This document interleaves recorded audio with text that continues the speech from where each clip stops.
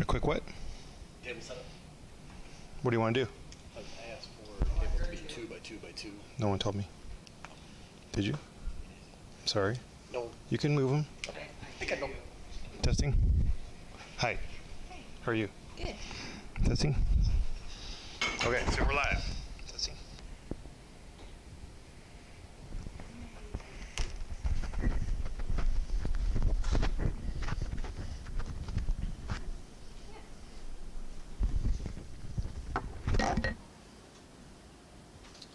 I don't think that the sound is working though on the webinar.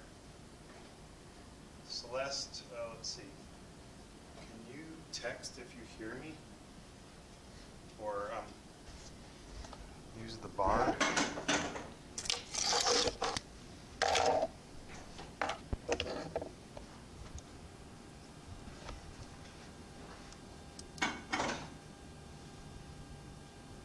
Chat. Can you use chat, Celeste, and let me know if you hear me?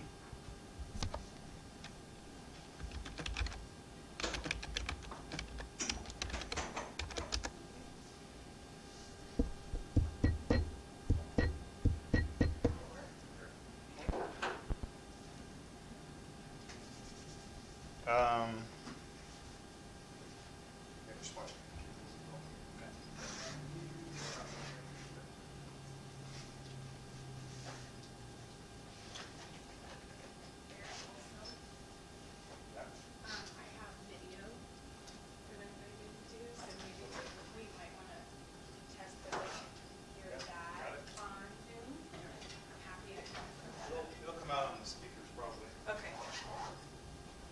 But I'm more than happy to. Yeah, let's try it now.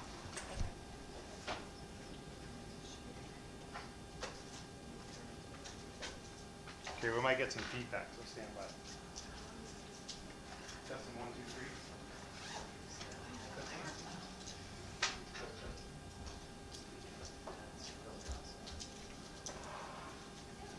If you're done talking. Testing, testing. Did you hear me? Yeah. I'm starting to hear some feedback. All right, I think we're good to go. Now we need to try. Oh wait. Again. You didn't think that it was all homework.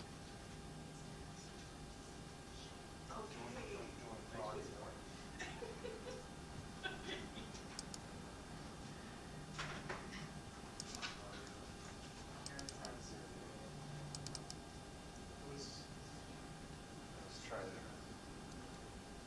No, that's a different issue. That she keeps going in repeatedly with that particular That's issue. why it suits. No, I think that was one of the other things that she had.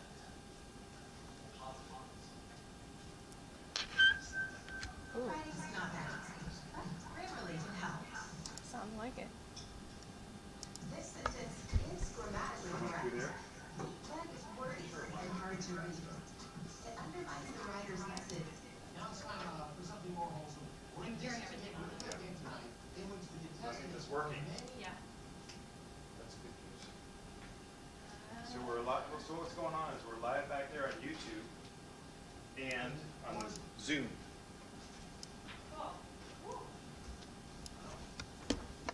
I'll just cue this up and And this minimize it. thing works with PowerPoint, so it should be ready to go. And then we'll hook up. We'll have to have each person wear 2 mics because they have two input devices. Oh, wow. Oh, it's high tech. Only the best for EPA, I'm telling you.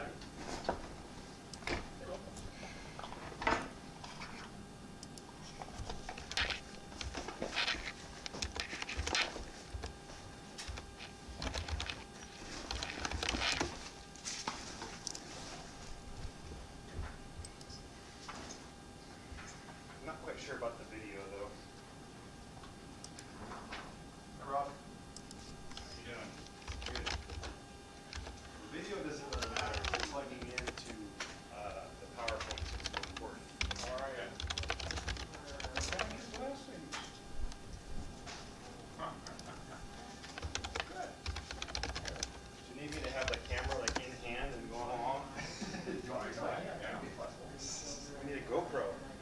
next purchase. Go. So it could be an hour to do last round. Yeah. Kind of slowing down a little bit or cutting back. Okay. Doing Classes I want rather than Leave that open. I'm gonna leave that open. Yeah. I just queued up my couple little things that I needed for my This is it? presentation, but, yeah, you can minimize that, but that, I'm, Is this your presentation? yeah, Okay. but I'm not going yet, so Okay. I'm just gonna get out of there, but that way I don't have to mess with it in between, right? Celeste King, are you on listening?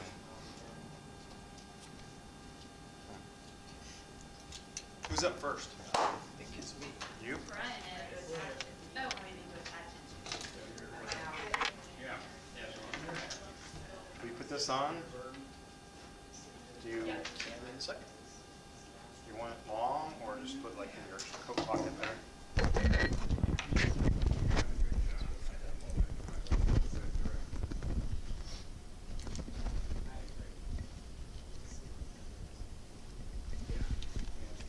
Really? Two? Yeah, we're live YouTube, and while you put this piece out, you have it hidden. There you go. Now you're mic'd up. I have no idea who that is. Tell you what, if I do this. There you go. That'd be even better.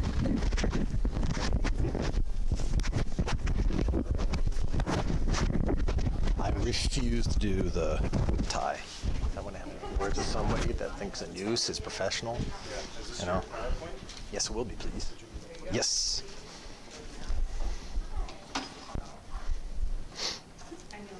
Hey, Annie.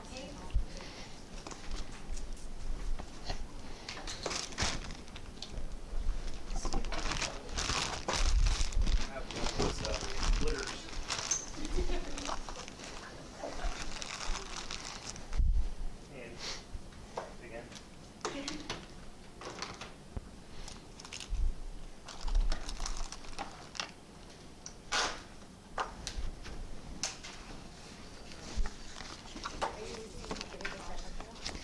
I think Eric's trying to help us out, but he's setting all of us up, though. Get out of your way. Later, when you're done with your stuff. Let's do it right now. Today only.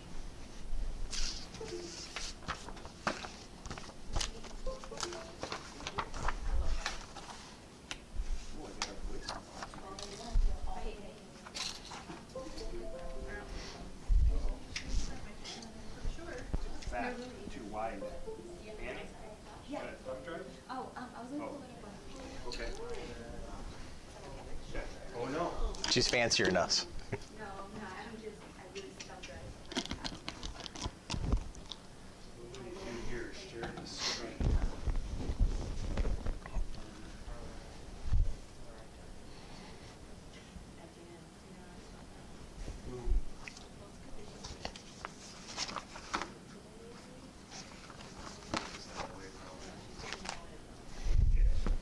You gave me access to your thing, but then you didn't give me access. I mean, you sent the link, but you didn't give me access.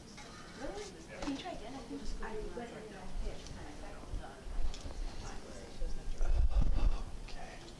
Okay. Because I'm not logged into this computer.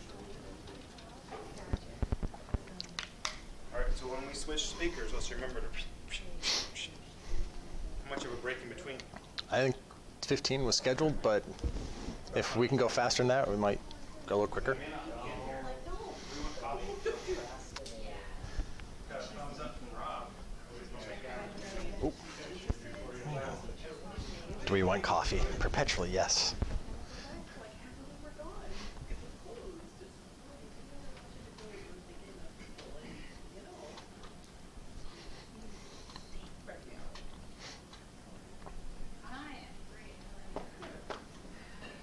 So we're supposed to prep for 20? Yeah, I'll be put my head up in just a second. I'm ready. I don't know, you gave me an assignment. But you don't even know what it is yet. I don't know, but he gave me a pen, dude, I'm gonna do something. Where pen? Perfect. 10. I'm gonna take a picture of this. See, I was told I was a pen. Good. picked up on the coloring yet, have they? Huh? Where do we need to stand right here? That's a good question. That's a really good question. So it means we can't wander. Hmm.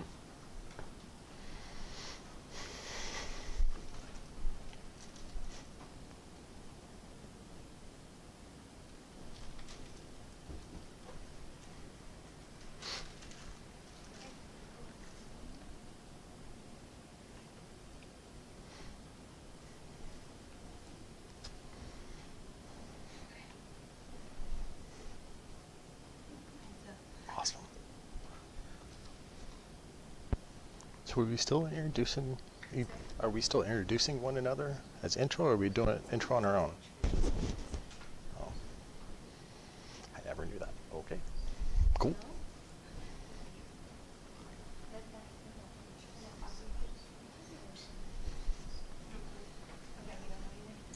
Okay, so that makes 3 of us.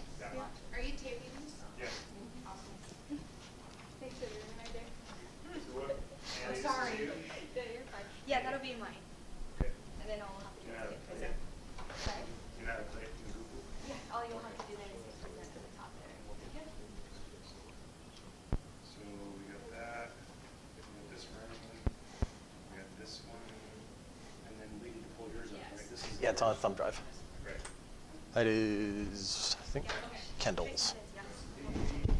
Is yeah, not mine. So we must be at the Have top folder Top folder. and PowerPoint. It's only PowerPoint. Well, those are all Word. Right The here. only only PowerPoint.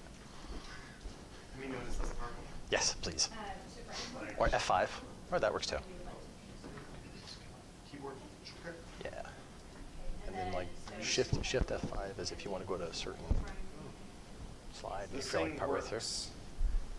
So you'll just be reading off of what's. Okay, on behalf of OPPA, I give you the controls. Oh boy. That was power And it has right a- there, It Brian. has this too. Oh, laser point. Ah, yes, thank you. We were talking about that, weren't we? Sweet. Brian. Yes, ma'am. You are going to be introducing Kendall. I can do that. And the information will just be here. Sweet. I was. stand, there's the video. Well, video is not as important because we're doing screen share, Oh, okay. but So we're just doing the piece. We're leaving this out, correct? Yeah. Cool. Yep. Yes, you're here. I guess I don't need to see. Oh, no, if you were there, there was a Zoom meeting was on the very bottom. See, there you go. Well, I think it's this one. I guess when you're in the screen share, maybe it doesn't show. Yeah.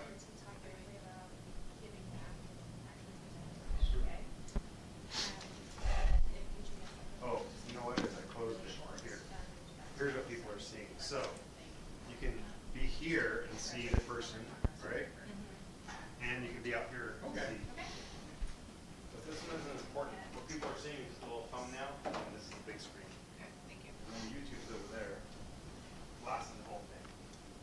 Oh, 2 cameras. All right.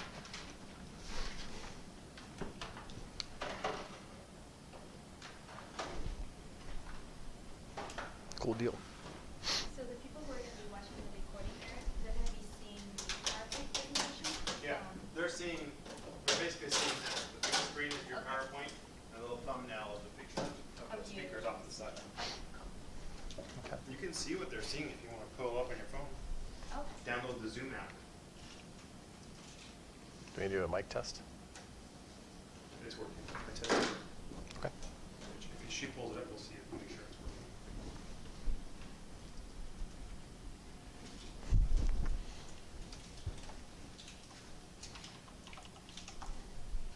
Thank you. Yes. So download the Zoom app. Okay, got it. it's right up there. 882 480 1134.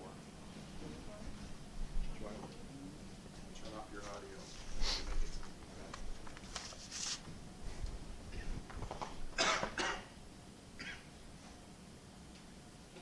Tonight. Cool. Okay. Nice.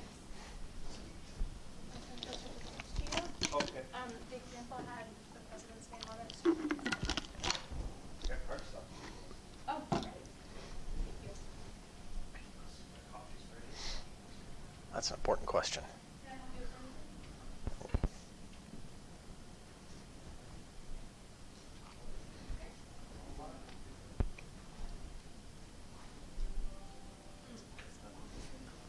Oh, no kidding. So it's when you're moving your hand there, you just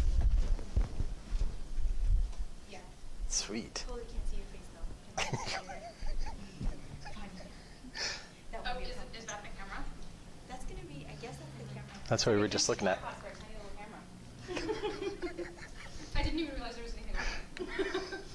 So, I'm going to keep us on schedule, and I will cut you off if you go over.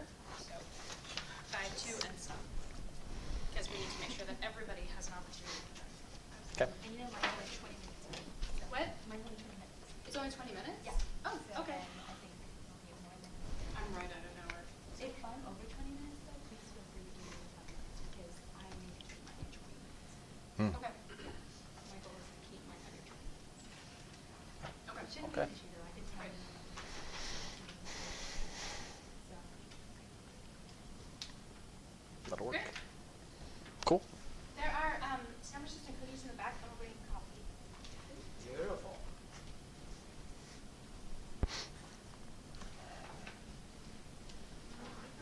Should we get the shirt for any of us? Yes.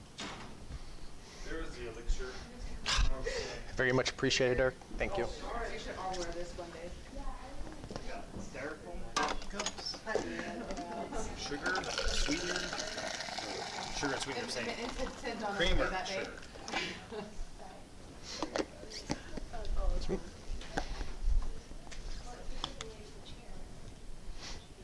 if someone sits there, hey, can you sit there for a second?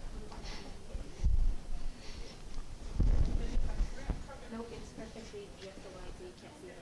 Okay. Yeah. We can move it if you want. No, if someone sits there, you were just texting this. And I was like, well, you can't see them though, so more formal. Thanks for testing that. Thought I needed a power strip, but I don't really need it. Could move it out of the way so no one trips over it. Well, if we just go left, this should work. Correct. All right, or that. There's a trick hazard here. Okay.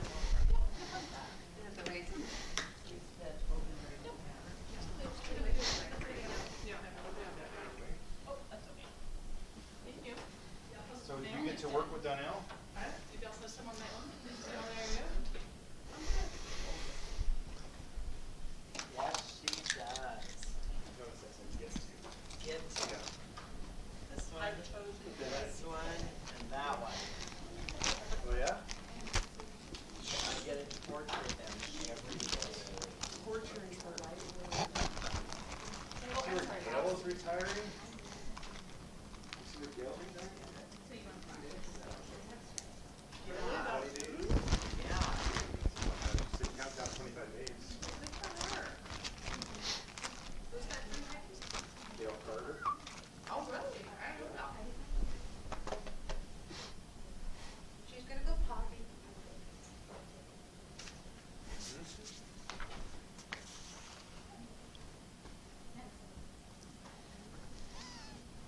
I'm watching Lena's trip to Spain and Absolutely. on Facebook. Your friends with Lena. Oh, so this way.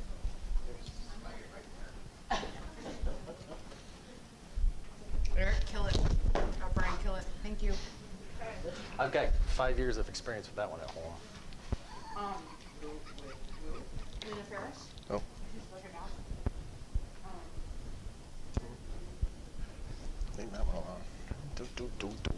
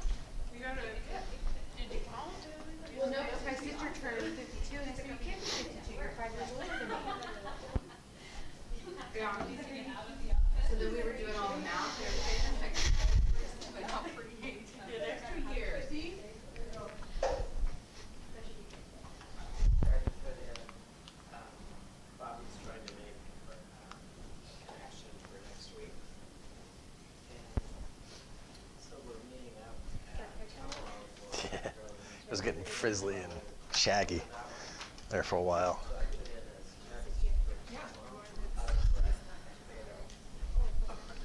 So she says, what's tomato?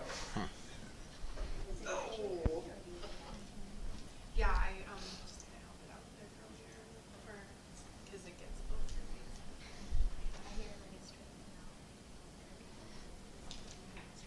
Yeah, I know. My sister. Just a heads up, I didn't know this till right now. If you're walking from the screen, keep your eyes down. I'm just looking at that because it's like orange and green blinding, and I got like spots.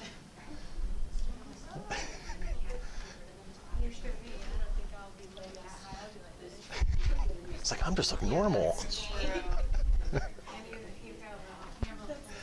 Vertical change. Yeah, I see what you're saying. I'll stand right in the middle of this thing. Let's see. Yeah. Her sister, I love my sister-in-law, she's wonderful, but her sister provides this. Yeah, it's gonna be in your eyes. I see now. And so I've been asking, you know, what's gonna happen to baby Shelby? Those are little things you don't know until you get the day of. Claire's sister wants to do all of that. Well, apparently we got the text that we got all of my two stepsisters to do it because apparently Colette is totally alone. And now I've been freaking out because they put in interest.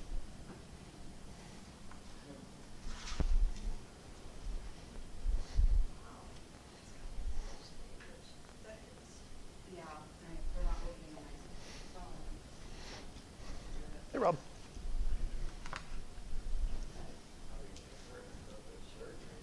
Yeah, when you guys were leaving, I was on the phone ordering her flowers, so.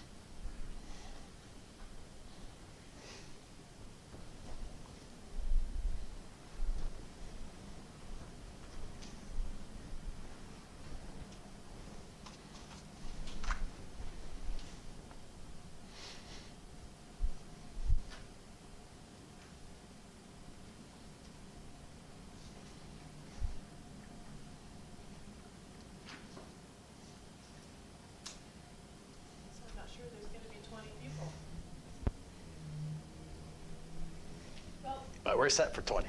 We have, yeah, there may be fewer. Well, I was thinking up to 20. Up to. We have 2 more instructors, and we have the, people from the Port of Portland, which I don't know, I know Christine will be, about 15 minutes late, so I don't know if they were planning on carpooling, and all of them will be late. Yeah, I don't think Michael's gonna be here right at the meeting. We had a meeting. So Eric, is there any time more longer for you? my team's in there, one of my supervisors. Nice. Well, I just did it, just for water. So, Okay.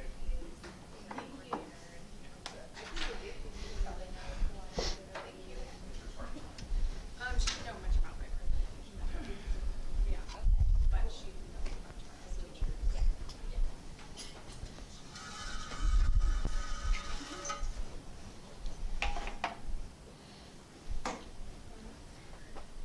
And Annie, did you have anyone coming from Oklahoma? I think Emily Schulhoff said she was going to be coming, but she's kind of a maybe right now. I think we're short in the office today.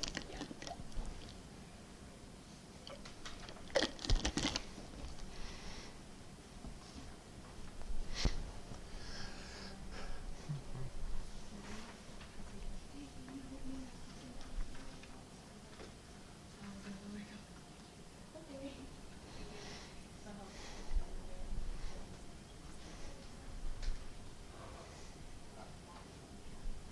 You can have a seat if you want, I can get us started.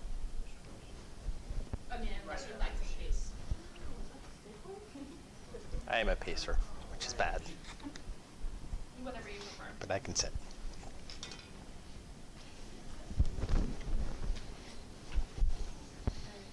How was your weekend?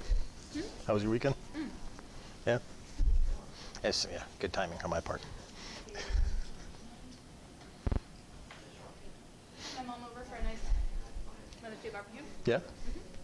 What'd you make or grill up? Some prime rib and some twice baked potatoes and. Well, you pull out the stop. Catch your mom a good time. Right? Perfectly grilled short prime rib. Oh, that sure sounds good.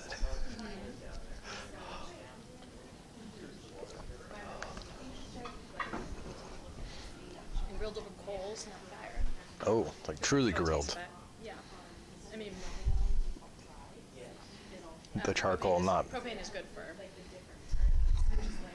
speed and efficiency and all that.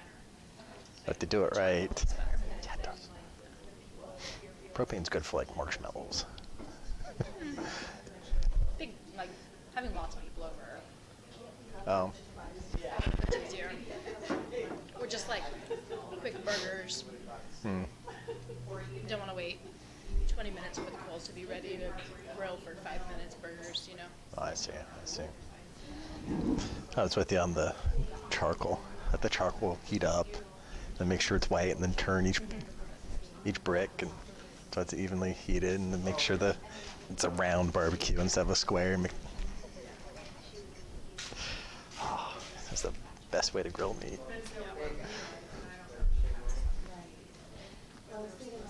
How about you? Do you do anything this weekend? Do you have kids? You have kids, don't you? 3. They're 4-legged,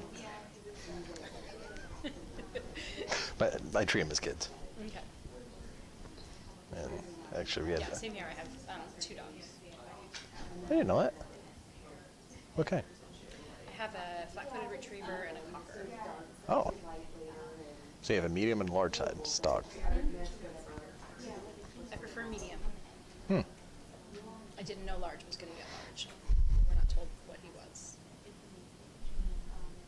So you adopted him as like a young puppy. Yeah, and he was supposed to be an Aussie King Charles mix.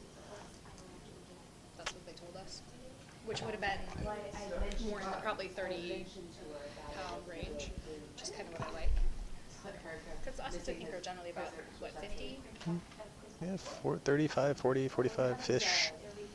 And then King Charles are usually like 20, 15, 20. Sure. Yeah, so I was figuring somewhere in the middle would have been great. Entirely different type of dog. Wow, man, flat-coated retriever. That's got some energy. Oh yeah. And he's smart and stubborn. Thursday. So he's I'll be there Wednesday night, it'll just be like. energy smart and stubborn. Food motivated at least? Oh, okay, so trainable. Oh well, and he's very smart. Like and I think the smart and the food motivated works well for training. Yeah. I can train him to do lots of stuff. I'm limited by how I know how to train him. Yes, I could. Okay, well, okay. I'm not sure I. Everything I've tried to teach him, almost everything he can do. I think a lot of people have that, self included. But the dog's only ever as good as the handler. Right. And a lot of people forget that. Oh, it was the, Like, I was just talking to someone who said that they took their dog, they tried to potty train their dog or like train their dog, and then they ended up sending them away, and then the dog never minded them because they didn't know how to, like they never went to training, right? Like I'm in training now with my dog because he's a little bit. He can get aggressive, like reactive.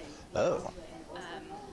And so I'm trying to like teach him how to be around other things without, like how to control himself around other things and not like resort to being aggressive. And so anyway, like my boyfriend and I not go to some of the trainings, and I'm like, no, we are in training too. This is much about how we react with him, how we tell him what to do. Like, we are in training. This is a great segue. There's a lot of what you're saying in here. Oh yeah. It's speak plain language to not you, but to the audience. So the dog's the audience here. Speak their language. I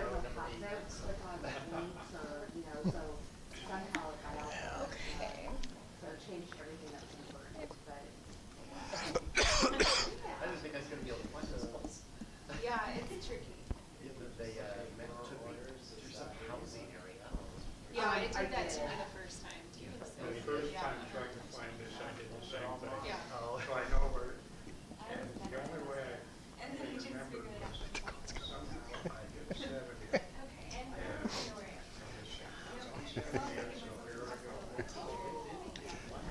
So we know your motivator. We know you're a motivator. I ended up like some needles and One thing now it's on Yeah, so program. those are I perfect. prefer the one on Ellingson, but No way. that's not, it doesn't have the room and stuff. Perfect. my 80s out there. I got this. Where's this shoe? Perfect. See Kevin, you So going in? grateful. Yeah, Wait for him? yeah. We're just about to get it started. It's perfect. Well, I found this one. Yeah. I can cheat because I've got epaulets. With the sweatshirt over the, yeah, with the sweatshirt over the shoulder. The mic. Because there's two of them. The leg warmers and the sweatshirt over. That might be interesting. Is that your costume for 80s night? Because there's no like alligator clip on the back. Depends on if you want the reusable or I'll wear it the one time and then she'll end up taking them. You could do neon. Anything neon. It's 80s neon. I never wore them. Ready? Kevin, yeah, Kevin was just pulling in. Oh. Teal and hot pink. I'm gonna love this. I'm gonna ask Eric to move. I had some of those hot black leggings that I could wear with the, Oh, you can hear that? with the Oh. neon pink. Yeah, Ah. that was good. Oh yeah, so they hear about dogs. Okay, okay, well. That's okay. All right. That was poorly. Thank you, Eric. Not used to wearing mics. Tank with a gray tank top underneath the sweatshirt off the shoulder thing. It's scrunchy. Oh, it's up on the podium. There's a paper. Scrunchy. It was scrunchy with the really high. Okay. Yeah. Oh, okay. Well, it's being recorded, so she can watch it and be proud of you later. I'm gonna go with the cheapest. Is it Emily was gonna dial in, did she dial in? No, she said she's out sick today. Yeah. Like, out sick. So she won't be. You said you saw Kevin? Yeah. By the way, Tracy, I appreciate everything that you've done to set up, to Yeah. get things organized. Thank you. I hope It's been helpful. it's been a good experience. It's been helpful.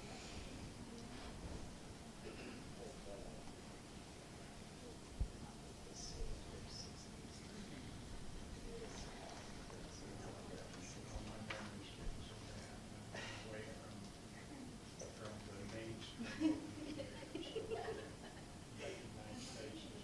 I was so glad that they know her. I've been around a while myself too.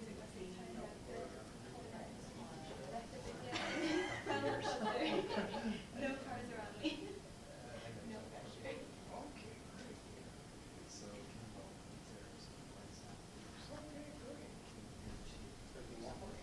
You said Kevin was here. Yeah, he was just. Oh, okay. I was.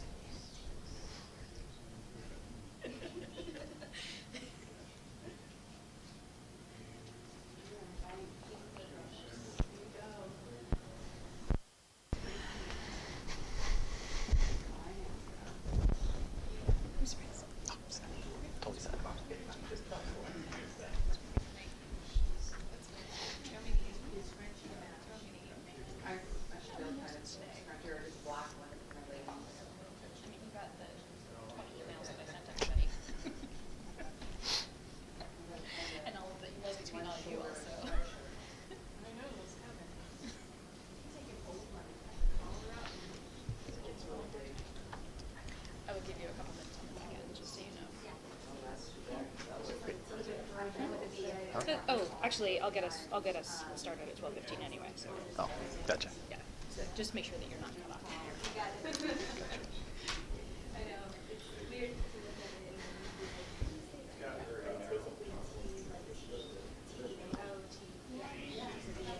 Oh, is he? Okay, good. Yeah. I figure waiting for the instructors is probably. Really good name. Yeah.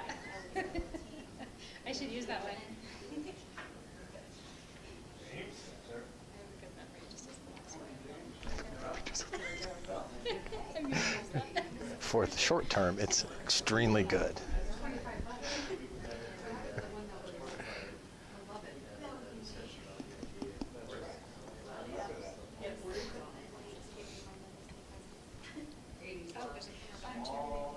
Eric was saying that was YouTube, live YouTube, and you're saying that's the webinar webcast.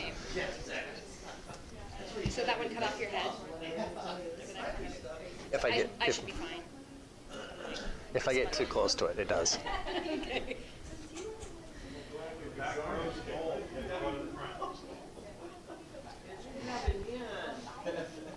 Hello, Katie. How are you? Good. How are you?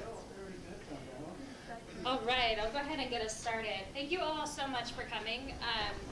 We are here today for the final presentations of 2019's Tomorrow's Teachers Master's Class. The students today have spent 20 hours in class already. This will make additional time. And they have prepared presentations from scratch for this program. I am extremely proud of how far they have all come over the time that we have worked with them. I have seen direct improvement based on the feedback that we instructors have given them. And we have, we'll introduce the students as they come up. We have a full instructor, all of our instructors were able to make it today. I'm so happy. I've been doing the coordinating. I'm Tracy Fisher, Senior Procurement Analyst at Metro. We also have James Morning from the City of Portland, Kevin Yin from TriMet, and we have Rob Rickard of OPPA fame, who is currently retired. So the students have benefited from all of the time that we have spent with them, and you are about to see what they've come up with. So we're really excited. And also a special thanks to Eric Wicks, who has been very gracious in helping coordinate with space for all of the meetings. Eric has us broadcasting live to whoever is out there, hello. And we're also recording this for future viewing purposes. So thank you very much, Eric, for all of that support. There are some snacks in the back. Please help yourself. And I will go ahead and get us going with our first presenter. And to introduce him, we have Annie.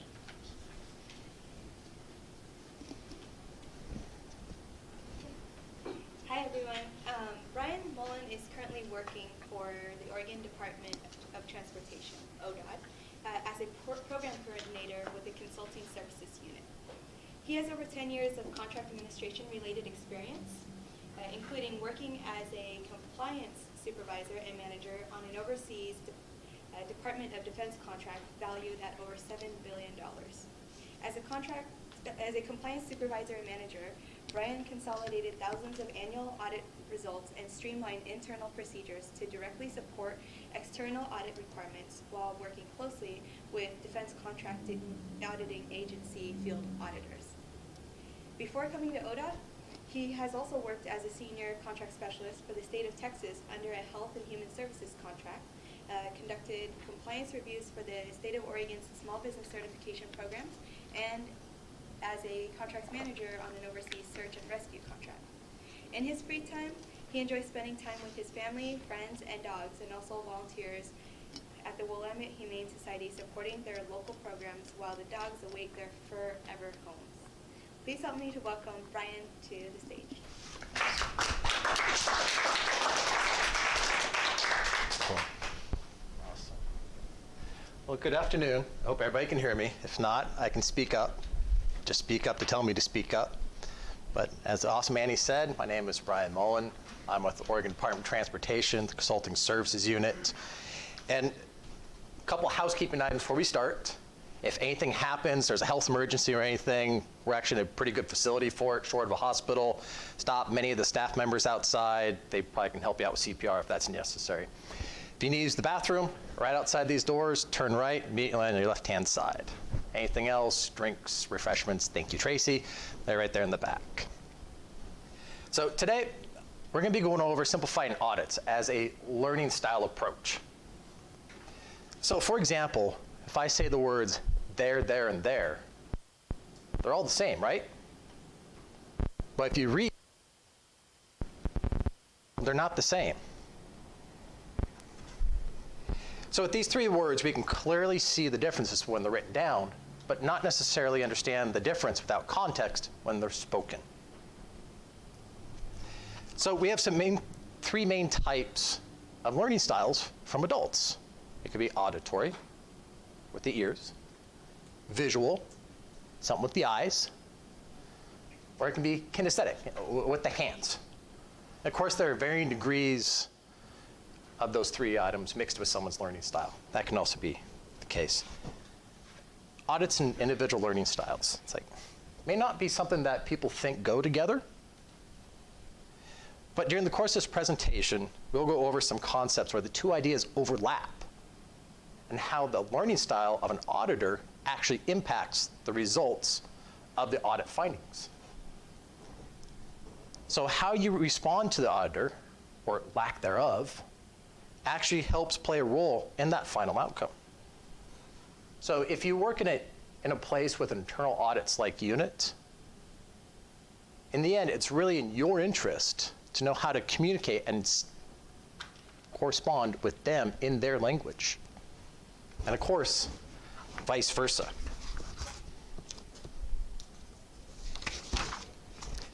So we all have an idea of audit. When we hear the word audit, we all have an idea of what they do to an organization, whether that organization is a public agency, a large corporate enterprise, a small business enterprise, or even something on a more personal level, say like the IRS putting their nose in your personal income tax returns. There are some colored note cards on your desk, and there are some pens on your desk, and I need each of you to confirm 4 things. First, you have something to write with. Second, that the card on your table is not the same color as the person next to you. Third, that your card has a number written on it. Fourth, that we're in a table with pairs of 2. Since we have an odd number, I would actually like to ask Mr. Yin, Mr. Wicks, would you move, please, kindly, to close where Tracy is. I'm sorry, gentlemen. So if you can move actually over here next to Tracy, because that's an odd number. Thank you. Appreciate it.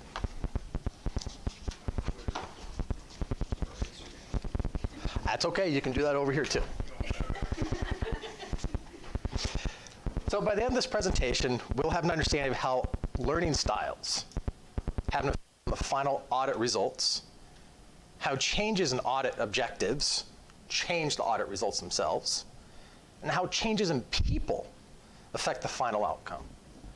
And then how those changes combined also play a role. And of course, we need to clarify the audit's need. The who, the why, the what, the when. So we know audits can be really complicated, not just because of the material that they're covering, but also the audit itself is working with people. People are complicated. Keep that in mind. Keep in mind that one major point, especially in the world of government audits, the one thing we can rely on being consistent is not knowing every detail that will occur in the end. So understanding why the particular audit is occurred is imperative, but also it will assist you in identifying some aspects on how the people can also be so complicated. I'm sure as many of you know, it's not always possible to know how and what the final results of an audit are going to be during the process.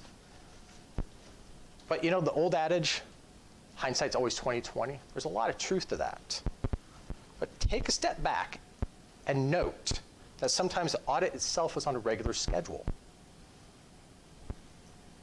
Knowing this tidbit, or the when, provides some insight into why the audit's being performed. And we'll get further into that in this presentation.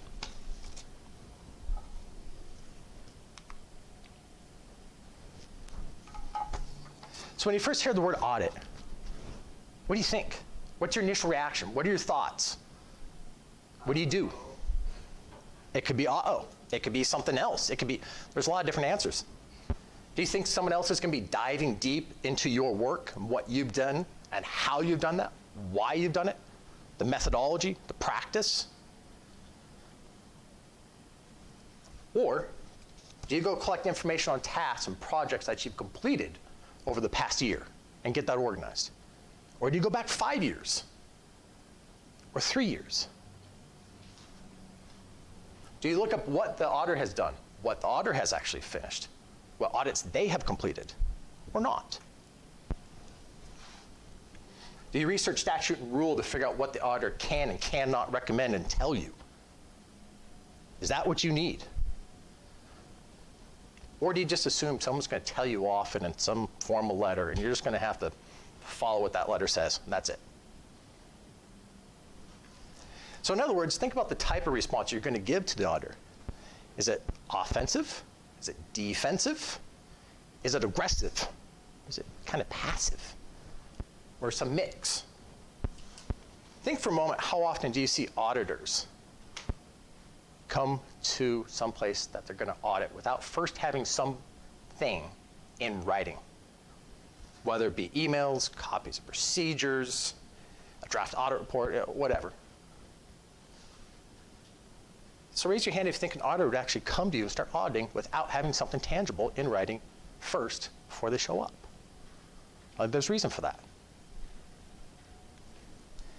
But first, knowing the auditor has written parameters is imperative.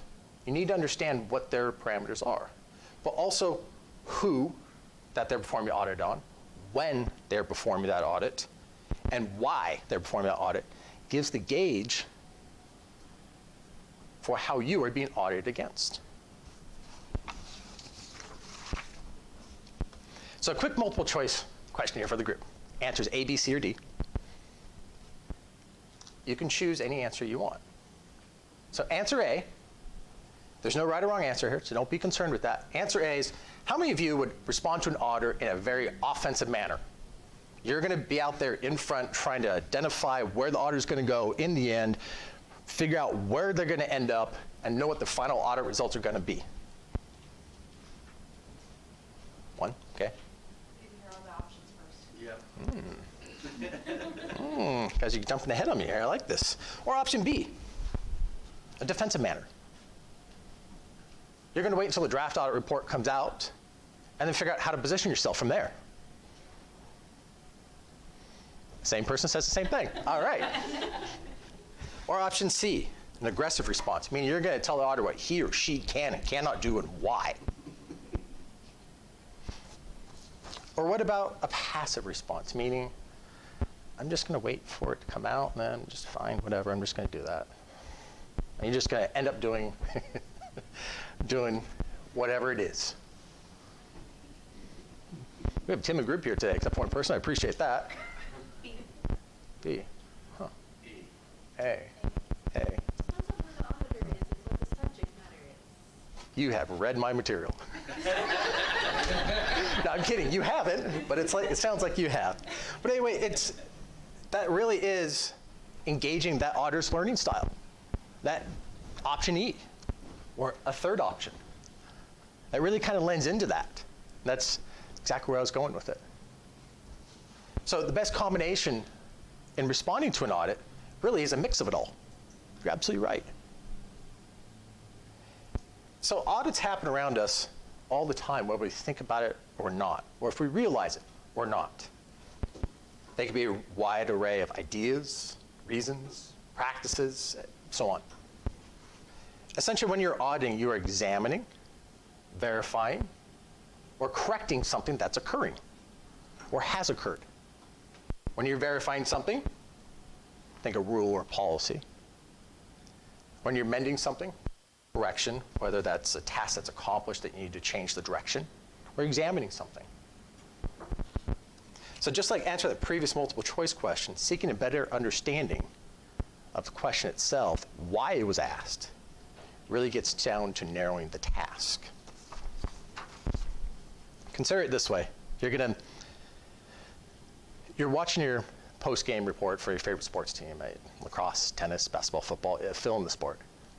How often do you hear, or maybe if you don't, or something else related to it, how often do you get the coaches, you hear them talk about transition?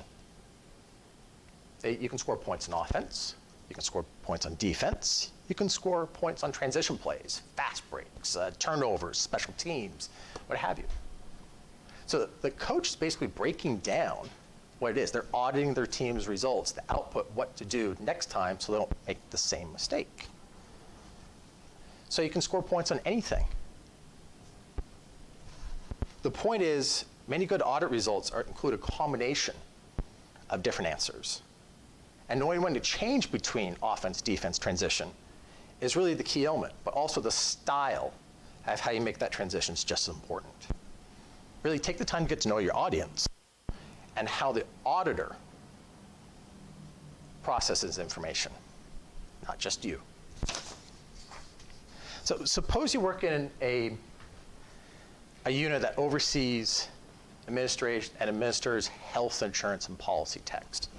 And an auditor is coming to your office to verify and to audit that you are following the legal requirements. Seeking some clarity on the what gives you some insight into the why. The auditor is coming to your office. That's critical. It's critical to know this. So for example, Oregon has a statute that talks about plain language, ORS 180, but that talks about plain language for consumer contracts. You must use language that is primarily simple sentences. You must define words that cannot be properly identified in the text or the context itself. You must use margins adequate for a certain reading, and so on. Those are some of the things that are required in that statute. But another statute, ORS 743, also talks about a type of plain language.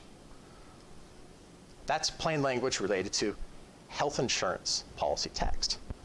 So some of those things in there, it says a text must be a score of 40 or more on the Flesch Reading Ease test. Policies containing 10,000 words or less of text, that the entire form must be analyzed to meet the grading criteria. Policies containing more than 10,000 words, 2 or more sections of 200 words or more can be analyzed for that grading test, and so on. But in this scenario, what the auditor is looking at is what matters. Since your unit oversees policy text related to health information, the auditor has something that's written that's more perspective or prescriptive. If you have a health insurance policy text audit, and they're truly doing just that, they have guidelines that you already know that you're going to be gauged against. Consumer contracts is going to be a little bit more vague. It's more perspective, judgmental. So in this scenario, knowing a little bit about your audience actually gives you part of the answer on the end audit results, but you have to speak to the auditors, plain language, and understand this. Here it's necessary to understand why the auditor is coming, but what are they looking at? Why are they looking at? Who are they talking to? And when? But be careful not to make assumptions. We all make assumptions to fill in the blanks when people are asking us questions, to process information, so on. But that means your unit may or may not deal with consumer contracts. Maybe you do, maybe you don't.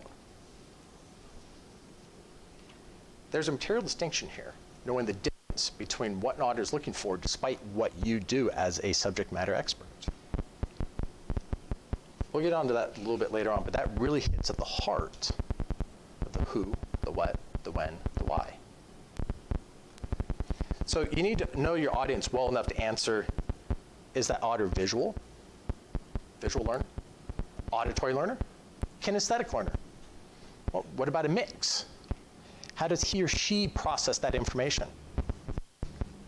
An auditor generally deals with an area, in their perspective, that's ambiguous. You deal with something that is your daily routine work. You become the subject matter expert in one discipline, maybe two disciplines. But the auditor has to keep changing tracks back and forth from one discipline to another. Got to keep this in mind. If you don't, an auditor may very well say something like, we've had agency risk just recently in a certain area with consumer contracts, and I'm being guided hard away from it. Maybe I need to dive deeper into that area about consumer contracts with that unit, even though they do oversight and administration of health insurance policy text, to make sure I'm mitigating the risk to the agency about consumer contracts. My scope's broad enough, it's flexible enough to accommodate that. But be short and effective in communicating. And the way the auditor processes information, that's more likely to give that person a comfort or a level of comfort with you. So that person knows you understand what the task and the requirement is that they can turn around and provide in their final results. So flip the script around for a second. If you're a manager and you're speaking to one of your staff and you have different learning styles, how quickly and effectively do you connect to that individual? Remember, auditing is like verifying or examining information. Auditing does all the time. So when something is simpler for that person to understand, how quick does it go? Time is always a physical constraint for all of us. So learning something about the auditor's learning style to correspond with an auditor in a particular manner.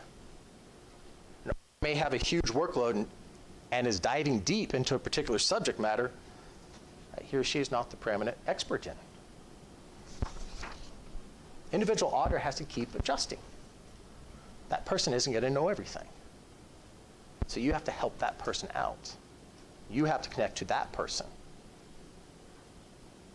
Keep in mind, whose problem is it really when an audit happens? Whose problem is it to solve? Is it yours? Or is it the auditor's? Or is it somebody else's? If you're the subject matter expert, it's normally addressed to you, or to your unit's manager. So I have a little story to share. A few years back, I was coming into Port Everglades in Florida, and I was coming back from a ship, and I was trying to regain entry into the US. And I had my global ID out, global entry identification. It's issued by a federal agency. It's got your picture on it. It's got your known travel ID, so on and so forth. And it's allowable to gain entry in certain circumstances. You go to right countries and whatnot. And I knew I met the criteria. So I had some federal regulations on my side, if you will. I presented that to a Homeland Security agent. She kind of looks at me kind of funny. Like, what's this? Like, well, scratch my head. In the back of my mind, I know Homeland Security issues this ID, and as a Homeland Security identification, Homeland Security program, kind of confused. So I stepped back, and she asked me for a driver's license. Like, what is this? Why are you asking me for a driver's license? That's a state-issued ID. I'm at a federal port of entry. And I know she was holding my ID like tightly in her left hand. It's like, Take a step back, put myself in her position. Look behind me, there's a long queue. Well, that's her workload, essentially. My objective is to gain entry into the US, to come back home. She's holding that ID. She wants my driver's license. So I'm thinking, what is it that she wants my driver's license for? It's a state-issued ID. It's got my picture on it. I'm not from Florida. She probably is. How do I know if she's going to look at my out-of-state ID and think it's real, it's fake, or something else? Or maybe a more experienced person on the next lane over will see me hand her a state-issued ID and think, what's happening here? I'm going to go look. Basically, that auditor would be diving deeper into what I want. That's not productive to my objective. So bottom line, I asked her, hey, can I hand you my passport? She stopped, and it's like, oh, you have a passport. So these two things combined, I know she's still holding my ID in her left hand, and she says the same thing back to herself that I had just said. So I know, to some extent, she's kinesthetic and auditory. So I need to adjust myself to that. She's not adjusting to me, I am adjusting to her. So I sought that response back from her, and it wasn't an issue. My ID, Global Entry ID came back to me, and she just looked at my passport. So I'm speaking in a language to her that was plain. So on the topic of traveling, actually, got a little bit of an exercise here. I want you guys to plan a trip outside the United States. Plan a trip outside the United States. So, Mr. Wicks, if you could kindly, sir, move to this nice young lady and take the orange card with you. Yes, please. Thank you. So I want you guys to plan a trip outside the United States. Your objective, your task,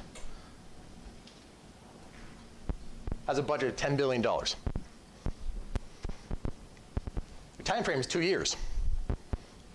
You can use all 1,051,200 minutes, or just 1 minute of that time.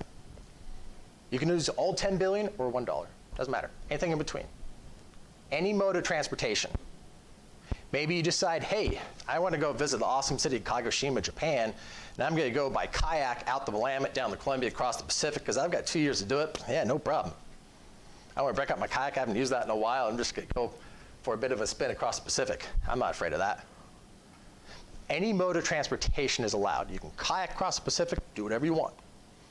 So you'll have 5 minutes with the person next to you to plan a trip outside the United States, return back to the US, within two years, $10 billion budget. But also in those 5 minutes, you'll need to identify who in your group is going to share what you did or what you're planning to do, where you're going, what type of mode of transportation you're going to take, what you're planning to take. Do you all understand? So you're planning a trip outside the US and then returning within 2 years and $10 billion. Go.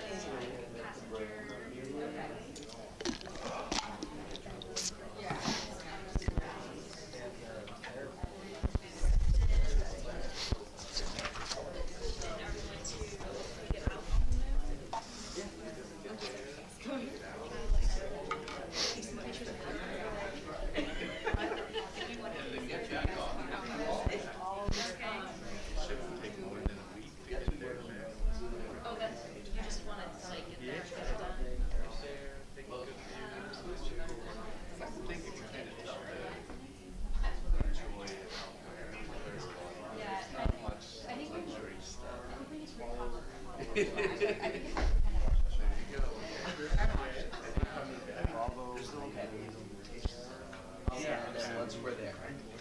Once we're there, I say use all kinds of transportation, whether it be train,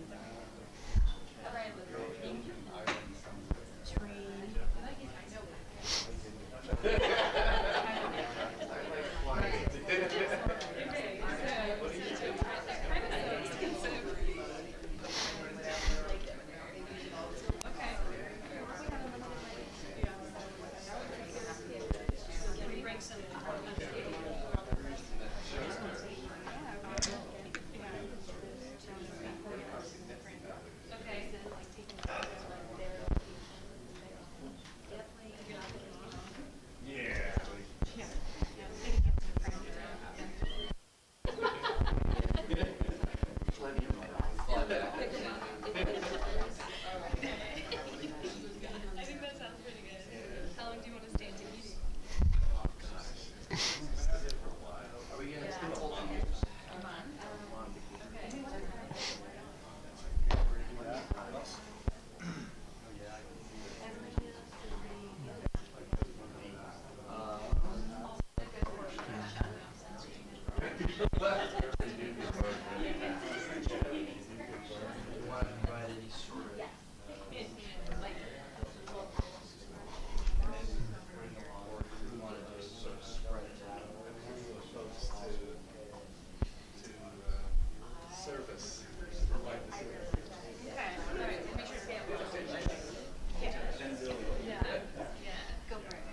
right, 2 minutes left. Remember, any mode of transportation. Any mode.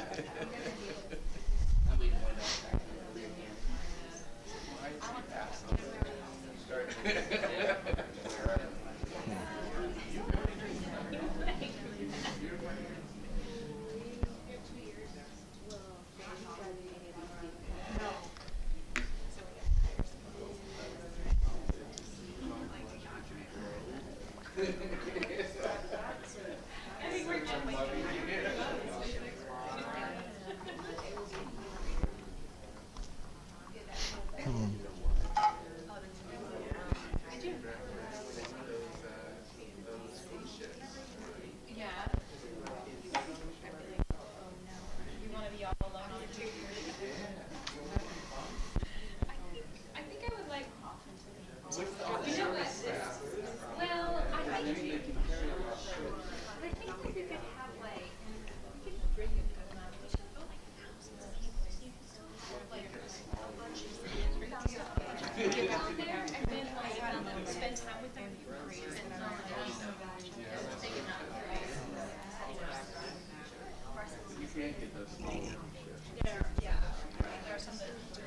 All right, 30 seconds. Remember, any mode of transportation. We're gonna take the cruise ship. Okay, so no private jet. No, I don't.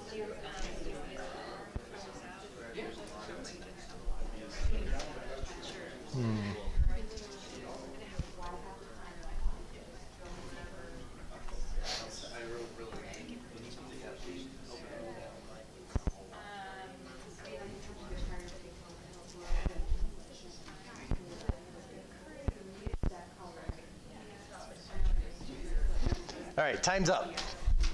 That was 5 minutes. It goes pretty quick.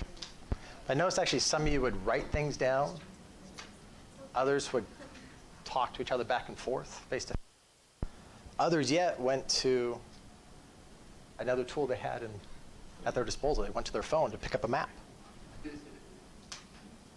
So what does that mean? What does that mean? How do you communicate? What's your learning style?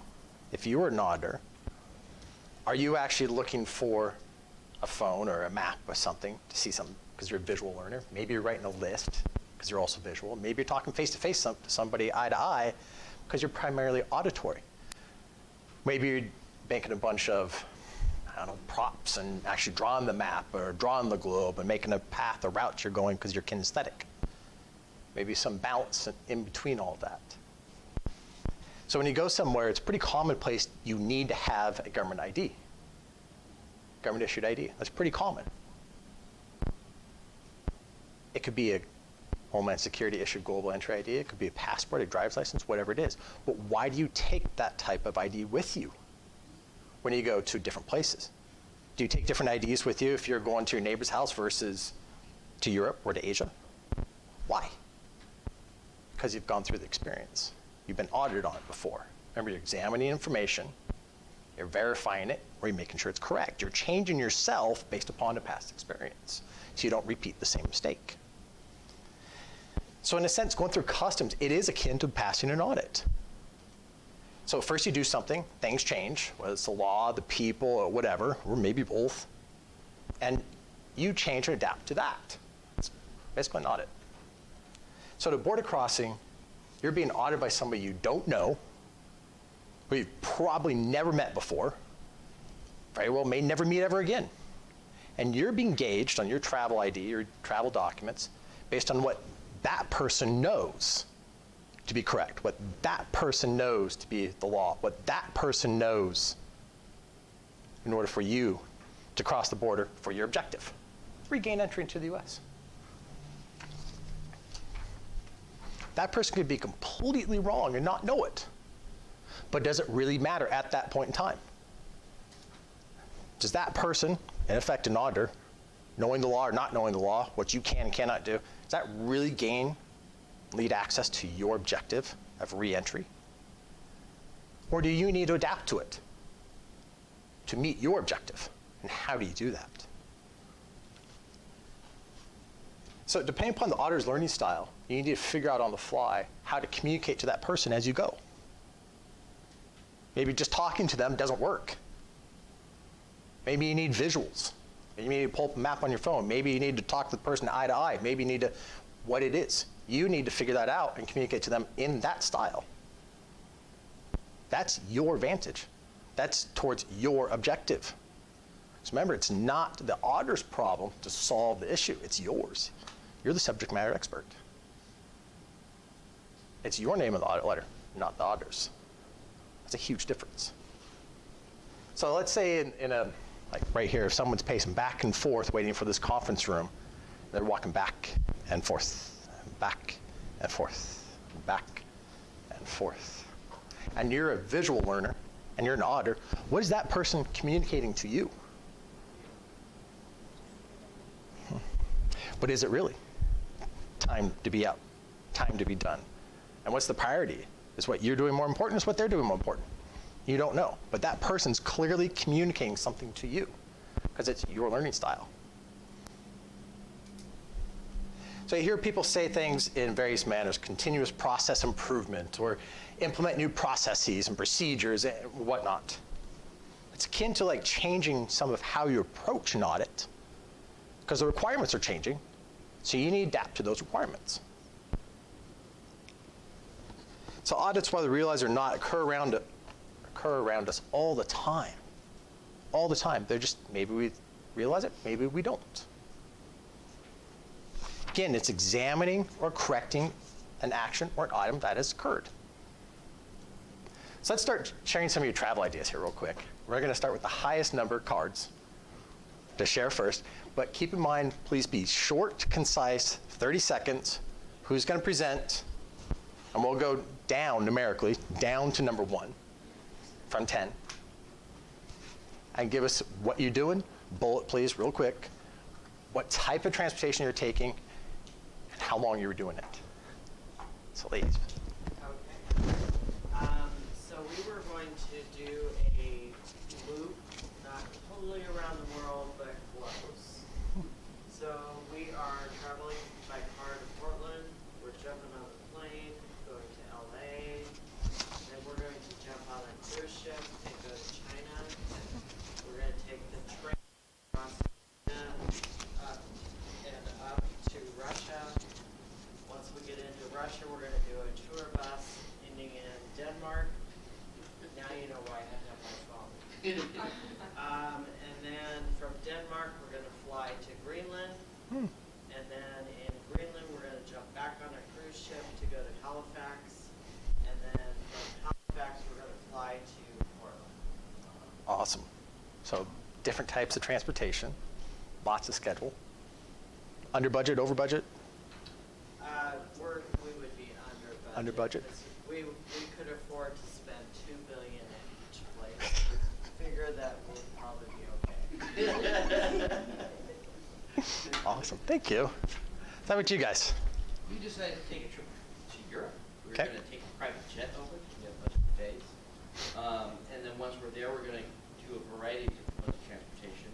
Eurorail car, we wanted to work in a boat cruise in the Mediterranean, and also take a stop in Monte Carlo. Other than that, though, our only real rules were that we were going to start in Italy, and we were going to spend the full 2 years there, but we were going to have it be unstructured, and just sort of go, our hearts take us throughout Europe. We'd be able to hire translators, tour guides, that sort of stuff. Where we wound up in Europe before our 2 years were up and we had to fly by private jet back to Portland, did not really matter.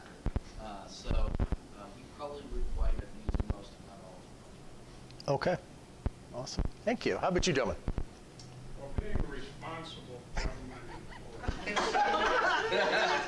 Right. Or retired government employee, we knew that if we didn't spend all $10 billion, we'd be in big trouble. That's right, you got to go back. So we're going first class. Whatever we do, whether it's a four-wheeler or whether it's a jet plane, it's going to be first class. And we were going to start with a Learjet, Okay. and we were going to visit all 7 continents. Okay. And we were going to go with a Learjet and start in Australia. And generally just weave our way wherever the mood took us. 2-year span, covered all 7 continents.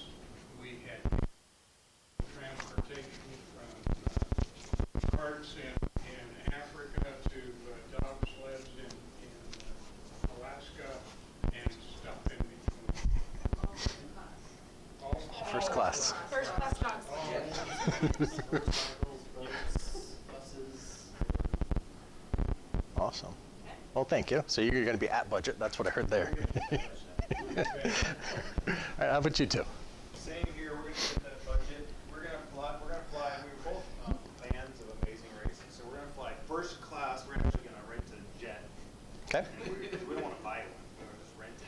Okay. We're gonna follow seasons 7 and 8 of Amazing Race around the world, so twice. And every stop, we're gonna have a private helicopter drive us, fly us around to all the sites we need to see. Very lackadaisical, very smooth, but we're also going to do all the tasks that the people of the Amazing Race took care of. Hmm. Yeah. All right. We're probably gonna go over budget. Only for one meal. It's only bugs. Awesome. Thank you. How about you two? Okay, so outside the atmosphere, and we're going to the moon. on Yes. Spaceflight X, which is the new passenger shuttle, the rocket that they're taking to the moon. We definitely want to get pictures of the Earth. We're going to get out and hang out on the moon and take selfies. Selfies for days. With the Earth. Yeah, that's the best selfie ever. And then once we get back, we've heard that coming back, like space travel is a little bit difficult with the body, so we're going to take some time. We're going to take a cruise ship to a private island in Tahiti, and we're going to bring our significant others on this trip, but not kids. No. and we're going to bring a nice big service crew that's very well paid to take care of us on the island as we recover. Awesome. Sounds pretty good. Yeah, you might be over budget. Yeah. Just a little bit over budget. So I think we'll be good. Awesome. How about you two? Okay, so we are gonna buy a private jet and a yacht, Okay. because we got 10 million, right? We're gonna hire staff to fly us around and the crew. We're bringing our families with us. We're hitting we're gonna try to time our travels at different festivals, and we also thought that it would be important to experience the culinary scene from street food to fine dining and each of the 7 continents. And oh, I forgot, we have a really fast car that we're gonna be able to put on the boat, and we have a chauffeur, so like we're never gonna have to like drive or pilot any of that kind of stuff. Yeah. People are just gonna take us around. Yeah. Awesome. Well, thank you for sharing that. Appreciate that. So just out of curiosity, how many were going to someplace they'd never been before? Anybody going back to someplace they had been to before? Yeah, raise your hand, Kevin. Okay. So lots of us wanted to go someplace new. A few of us wanted to go to someplace repeated, but both, right? So is there a difference there? Do you have to adapt your learning style to those different places? You're going to different countries. Different countries have different requirements. What are those requirements? What is that customs agent going to do auditing you, and how do you meet that objective to enter into that country? You're being audited.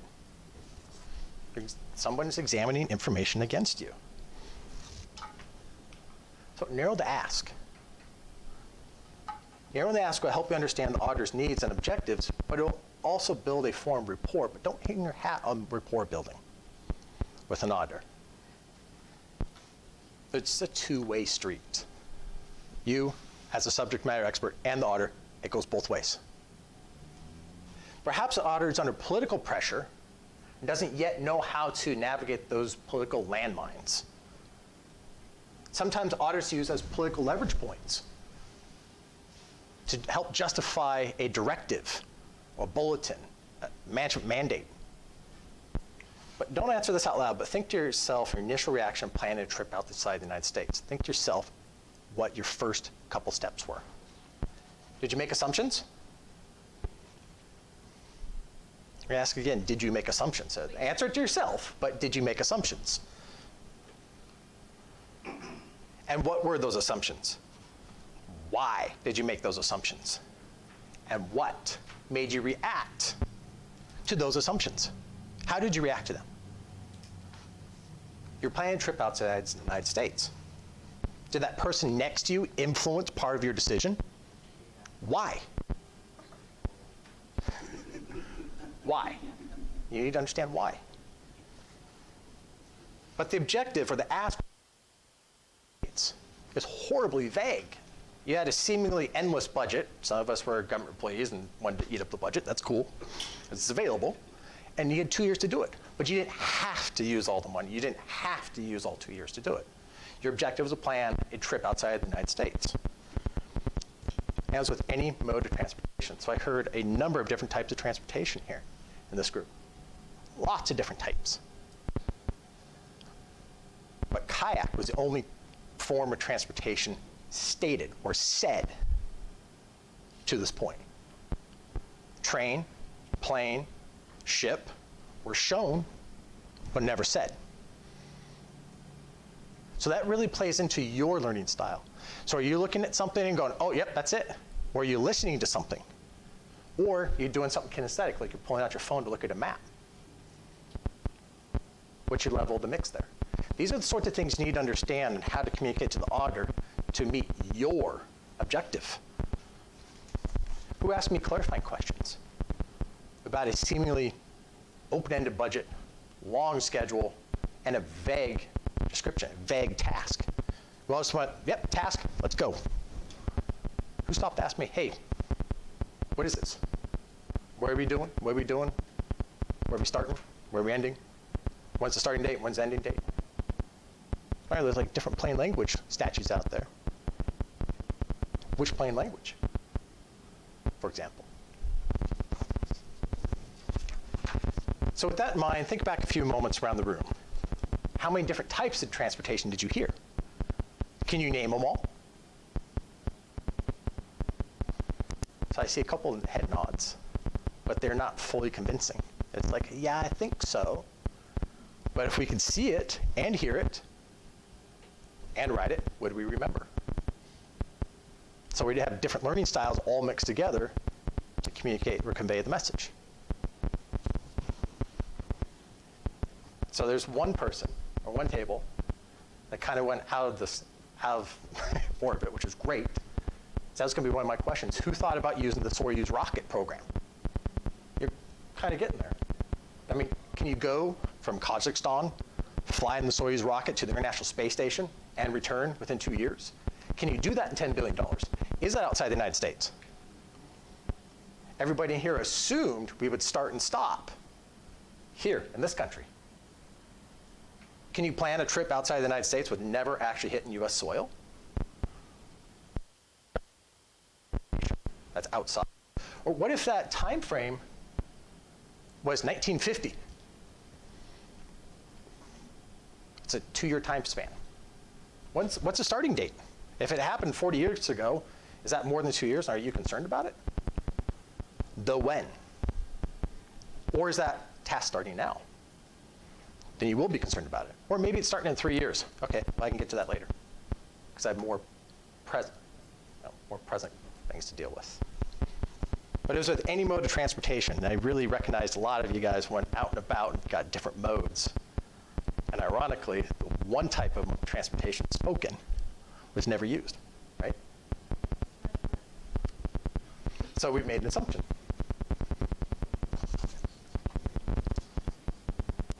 So it's certainly a slippery slope asking questions to an auditor. But in a way, by not asking questions, you are in effect showing your hand in the same way. So for example, some of us may know the ODOT 5-year vision in the first bullet flat out states, quote, specifically, we have a high-performing collaborative workplace where staff at all levels are aligned in our shared mission. Staff at all levels are aligned in shared mission. That's talking to accountability, ownership, that sort of thing. But you should not expect to be able to change somebody else, but you can always change and influence yourself. That's always an option for you. If communication style is not working, you might need to adjust. But for those of us who do know, how many different styles was that 5-year vision communicated to us? Who's gauging us? Who's auditing us? But who's ultimately responsible? It's been spoken. It's been written on reports, websites, whatnot. So auditory people can hear it, visual people can see it, and then we have those little triangle deals that a lot of us have on our desk so we can touch it. So it's appealing to multiple types of learning styles. So we get audited, engaged against it later. The objective's been met. Saturation is a whole different topic. But the objective has been met. There's always the human element out there to complicate things. But by engaging in a different learning style with the auditor, you're broadening your ability to convey the message that needs to be conveyed in a way that's plain language to the auditor. Remember, it's a verification of words. It's a verification of something. That's an audit in its basic, truest form. Again, whose problem is it to solve? The problem at hand. Whose task is it? Whose name is on that letter? Who is it sent to? Why is it sent to that person? And what's the content of it? When is that letter sent to that person? So keep in mind, though, a unit like internal audit, it's not always doom and gloom. Not at all. Not at all. Bigger picture could be a vehicle or mechanism to help protect you and the agency or entity, whatever the organization is, against another audit, say like the feds or something, at a later date. It's sort of like trying to use a global entry ID. I'm using Homeland Security requirements, Homeland Security ID, Homeland Security program, gauged against, audited, against the Homeland Security agent. That didn't work, so I went to the Department of State. Passport. Different set of requirements. I changed the style that I thought she might already know. She did. No. If I gave her something to hear, I gave her something to touch. Therefore, she understood. But a little bit of irony, I doubt she even remembers me, so I would call that a check in the pass column. I mean, look at the queue behind me, she was probably just daunted. But anyway, narrowing the ask provides us a bit of an understanding of what we need. The why, the who, the what, the when. This answers a lot of those questions that we don't really know about an audit, but gives us clarity to meet the audit objective. So what do we want? We want a passing grade. We want to be satisfactory. We want them to go look at somebody else. So for last little group exercise, I'd like you to look at the color on the card in front of you. A couple of you may have already done this exercise or a similar way. And for those of you with a yellow note card, you will be receiving information. You'll be receiving the message. You do whatever. You can do anything. Yellow card, do whatever. Anything you want. Knock your socks off. Open-ended. Orange card. You'll be delivering a message. I need you to put your palms flat on the table. Orange card. I need you to have your lips sealed like this. Just like that. Cannot speak. You cannot roll in your chair. You cannot stand up. Okay, we all clear so far? So now, orange cards, I want you to convey a song to the yellow card. Yellow card, you'll have 45 seconds to figure out what song that is. Go. Okay, done.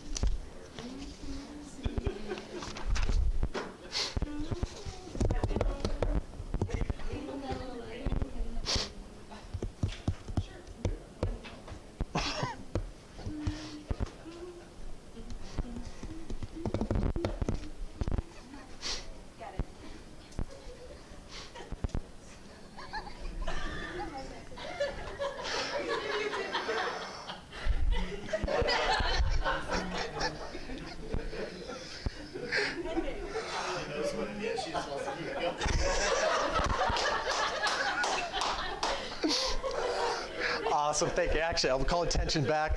That was fantastic. That was pretty amusing. So I know some of you got the song. Raise your hands if you were able to understand the song the person's trying to say. Okay, a couple, few.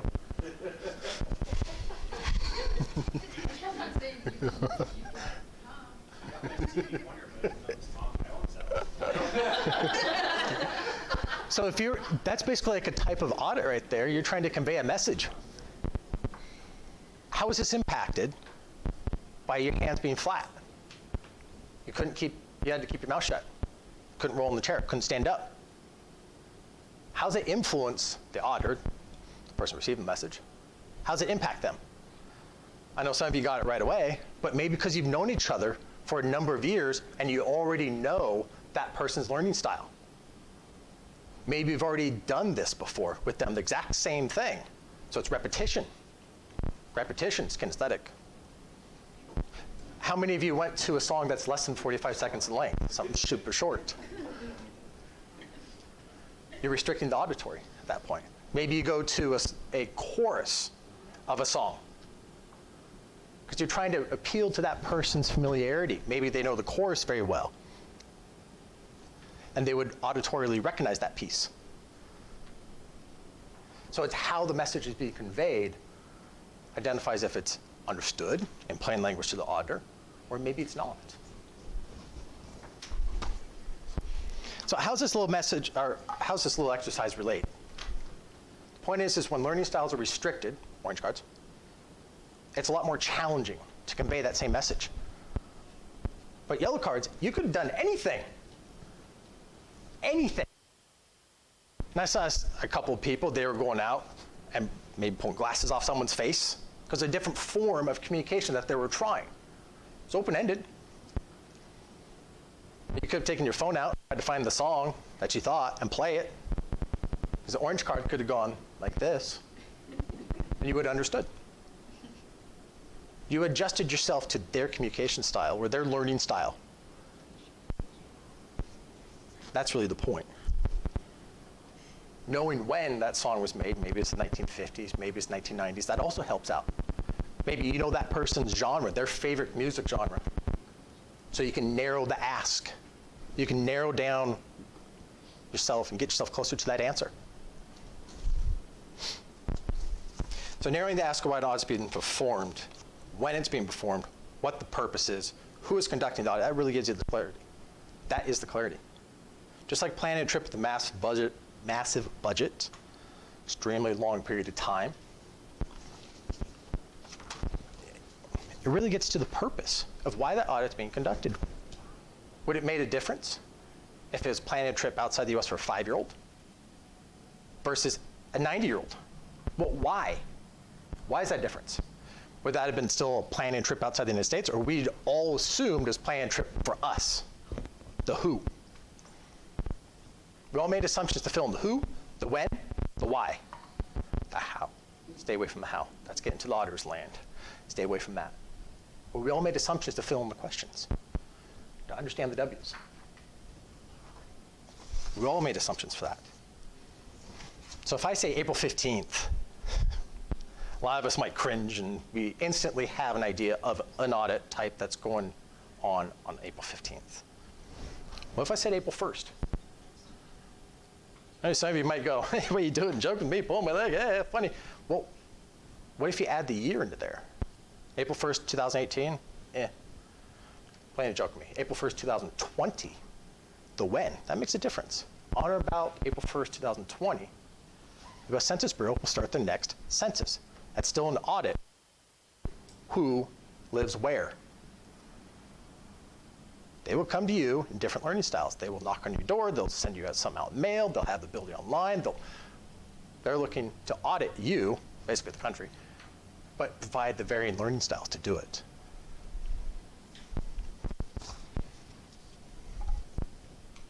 So summing things up, I'm short on time. Stay focused on the who, the what, the where, the why. Be inquisitive. It's okay to ask. Clarify, clarify, clarify with the auditor. Figure out their learning style. And if you still need to clarify again, clarify some more. That will impact the final results. Because if the task is plan a trip outside the United States, we're still making assumptions. It's for us. It's for now. But the task was just plan a trip outside the United States. We need to appeal to different learning styles to make sure we actually truly meet the objective. If we don't understand the objective, clarify it. Narrow the ask. But anyway, that's the end. I'm short on time, and I do need to be cognizant of that. Thank you for your time. I appreciate your interaction, some of the comedy. Thank you very much. And I appreciate your time today. Thank you so much.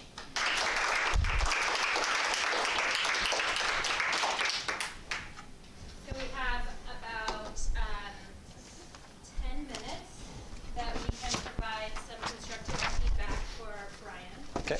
You can sit wherever you like, stand or sit. I'll stand. And so if you are providing feedback, please keep it brief because there are lots of people in the room and we don't want one person dominating that whole 10 minutes. We do need to keep on schedule. So if anyone would like to provide any feedback, go ahead. A couple of things. One, on nominations. That's good. I noticed that your prior iterations of this, you were moving more far afield. You kept yourself nice and limited in that area.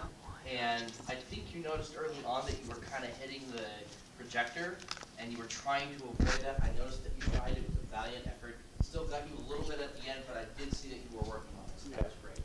I really like your delivery. I like the pace and tempo of your cadence, of your discussion style. I like that you kept working it back to your stories, and so well done there. Also, you don't have to tell us you're telling a story when you're telling a story. Just go for it. Okay. So, thank you. Thank you. Appreciate it. Yes. I came in a little late. What's the title of your presentation again?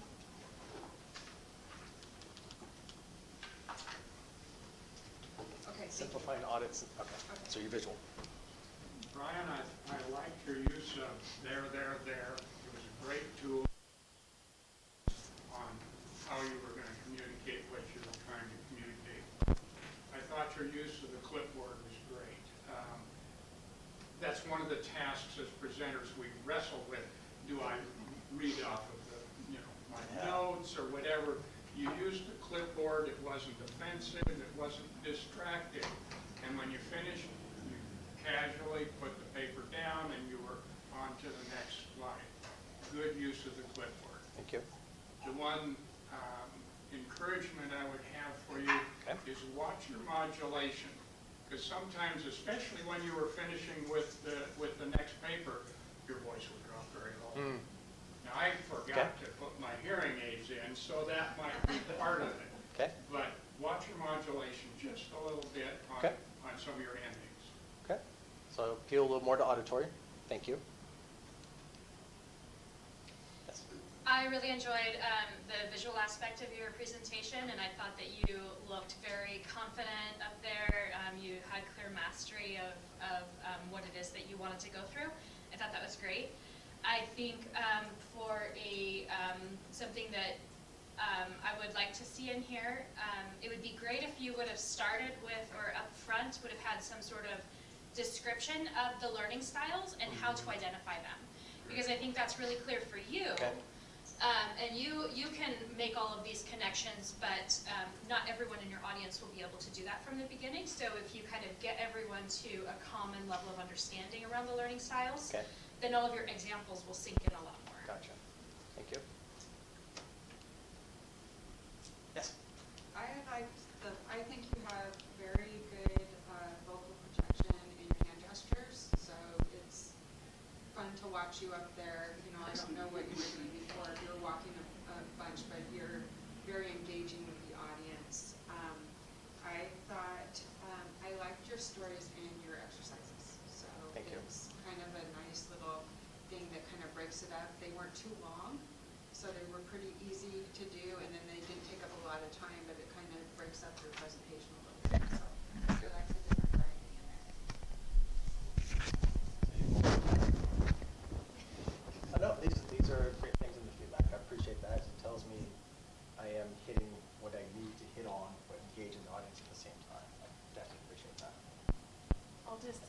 was gonna say similarly, what I really liked was how engaging you are on a topic that might not be as engaging as you think, but you made it really enjoyable.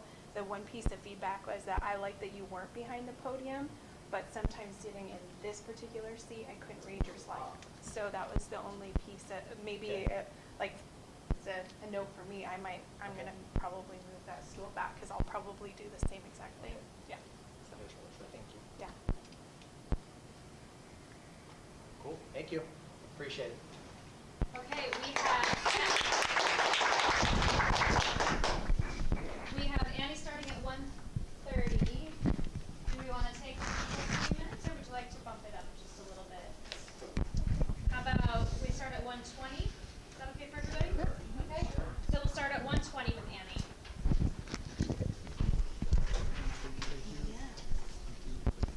Okay, how should I do this? Good job going first too. I can figure this out. Let's see. I have a square. You can always put these on Do you need full length. two mics? I was trying to use the mics, yeah. But do you need two? Oh, yeah, because we have YouTube and this one going. Can they be right next to each other? I think so. Okay.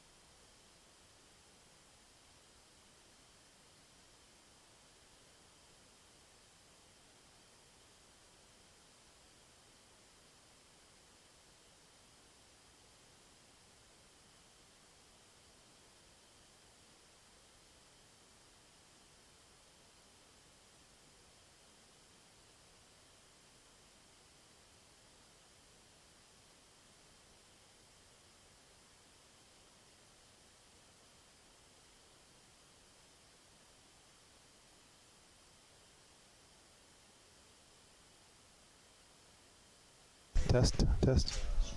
Still blinking. Hello? Can you hear me okay? Maybe it's the one that's solid. It could be dead battery. That's why I brought another one out.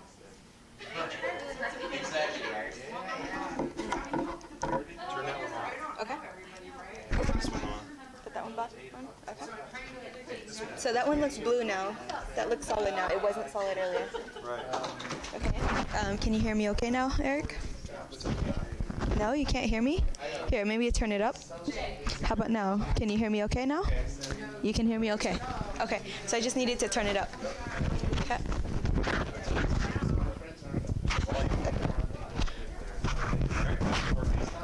Okay. Give me a second here.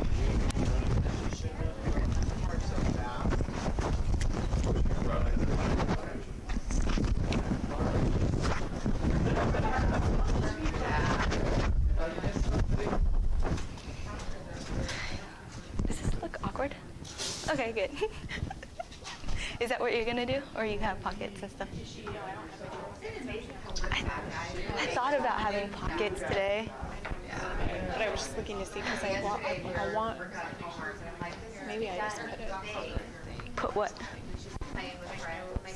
Oh, I have mine in flashcards. I went old school today. Literally decided on this last minute. Okay, find your seats, please, so we can get moving on to the next presentation. I'm gonna walk on the stage this way. Okay, cool.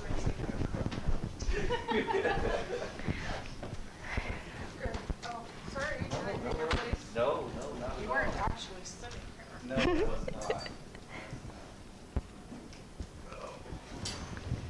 Alright, as we settle in, I'll do the next introduction. Andy Teague is a strategic sourcing contract administrator from Multnomah County, Oregon, serving in this position since 2015. She manages a variety of county-wide contracts from interpretation and translation services to job work, construction contracts, and laundry services. Blending the theory and best practices with data analytics, Annie has minimized administrative burdens through job order contracting methods while supporting the county's aspirational goal of achieving 35% utilization of state-certified subcontractors. She also reduced the county's annual laundry spending budget by 64% due to proven public procurement practices. She began her procurement career in the private sector while earning her Bachelor of Science degree in business with specializations in finance and supply chain logistics from Portland State University. She holds an Oregon Contract Administration certification. Annie engages in several leadership roles in NIGP, the Institute of Public Procurement, and the two NIGP chapter affiliates. Annie is also a liaison to Multnomah County Strategic Sourcing Council and volunteers her time and talents to several civic organizations in the Metro Portland community. Outside of her professional involvement, Annie enjoys hanging out with her three young children, all below the age of 6, her husband, and the village, finding that to be her most challenging but greatest work. Please join me in welcoming Annie T. Thank you, Kendall. Hi, everyone. Welcome to the Code for America Summit, where government and technology intersect. This 3-day event is an opportunity for public servants, advocates, entrepreneurs, technologists, and volunteers to get together in one room and tackle some of the government's biggest challenges in the digital age. Okay. Hi, I'm Mario Reed. I am a former public servant and now working for CoProcure, which is a government startup that aims to make public procurement collaboration easier. Hi, I'm Annie Teague, and I'm on the central purchasing team at Multnomah County, the largest county in the state of Oregon. And we're both here today to talk to you about public purchasing. See, we're a little bit obsessed with public procurement, and we really think that you should be too.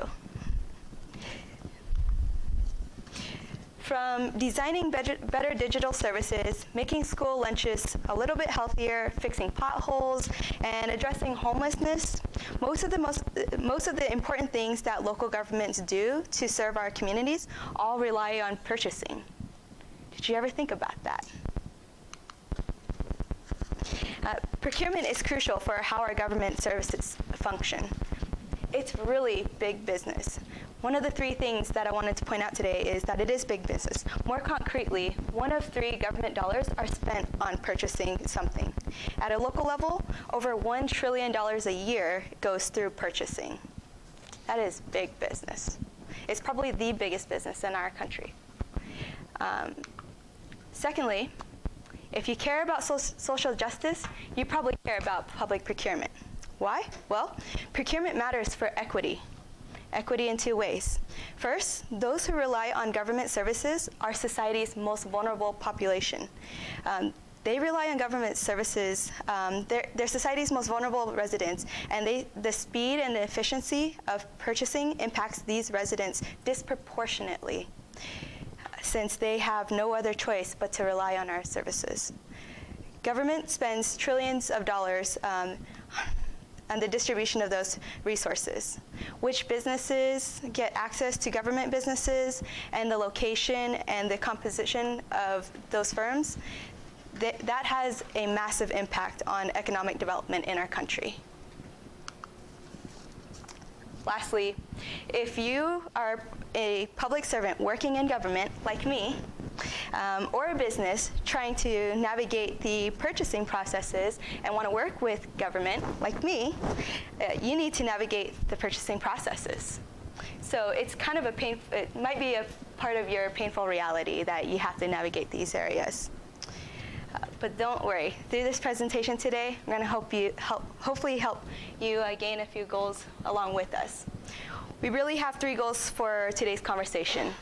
Today, first, we want to help you understand purchasing at a local level. Second, we want to help equip you with ready-to-implement ways to navigate the process. And third, we want to enlist you in a growing movement to make the process better together. So first, what is procurement? What is purchasing? Well, purchasing is a lot like plumbing. It's not really the first thing you notice as long as it's working, right? You turn on a faucet and water comes out. You don't really have to understand how it all works to build the pipes or to engineer the wells in order to drink the water. Similarly, procurement manages the flow of dollars and resources in and out of government.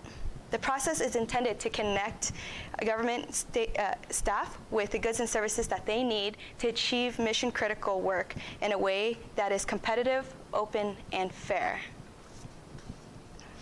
This process, it's hard, it's expensive, and it's a little leaky.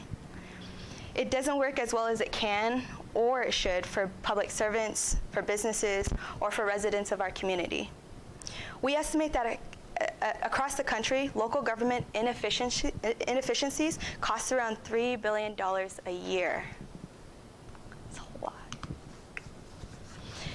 Since most public agencies spend taxpayer dollars, the ways that they purchase are highly regulated.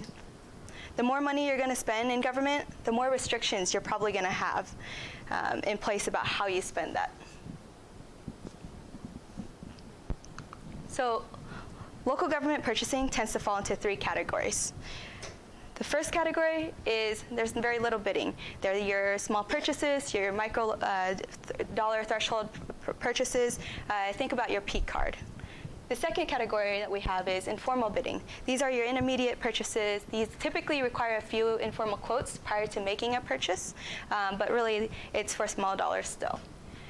The last one we have, above a certain dollar threshold, for some cities, such as St. Louis, Missouri, as little as $5,000 or $10,000 in Bay Area cities like San Francisco, where we are today. Governments must make purchases from a competitively bid contract. It's worth noting that 80% of our total U.S. government spend falls in this category alone. It is within the competitively bid contracts and procurements. procurements and contracts. So, if you want to spend a certain amount of money, you need to have a lot of time. It is time intensive and it is expensive for government staff and for businesses alike. First, you need to do your market research. You need to write a new solicitation. You need to publish and distribute that solicitation. You need to receive and evaluate the responses. You need to put out a notice to award. And then you need to wait for the protest period to be over. You need to negotiate that contract. And then finally, you can award that contract. Finally, you can make a purchase for ballpoint pens. Really. Sometimes that's a process we must get through in order to buy some of the things that we need to buy. Band-Aids, any of those types of things that you kind of take for granted in your own personal lives. We in government purchasing, we have to protect the process, and there are good reasons why. We'll hear more about them here shortly. So the kicker is this. The process is incredibly redundant, right? Across the country, there are nearly 90,000 local governments who spend $1 trillion each year providing valuable services to our communities. And these communities, they're all unique. But you know what? The problems that they're facing, they may not be so unique.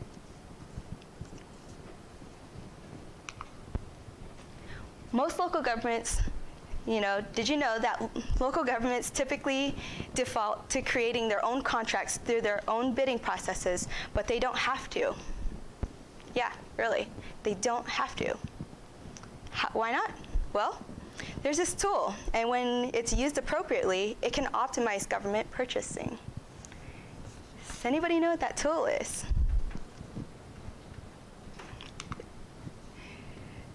That's right. It's cooperative purchasing. If those of you who are my fellow public servants know about this, it's the tool I'm going to talk about today.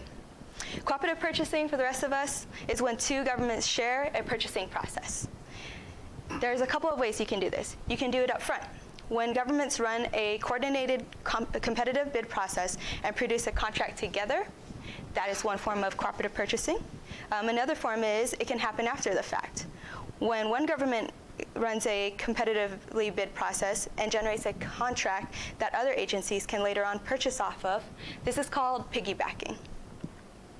So indeed, government is unique because unlike the private sector, we're not only allowed, but we are also encouraged to collaborate.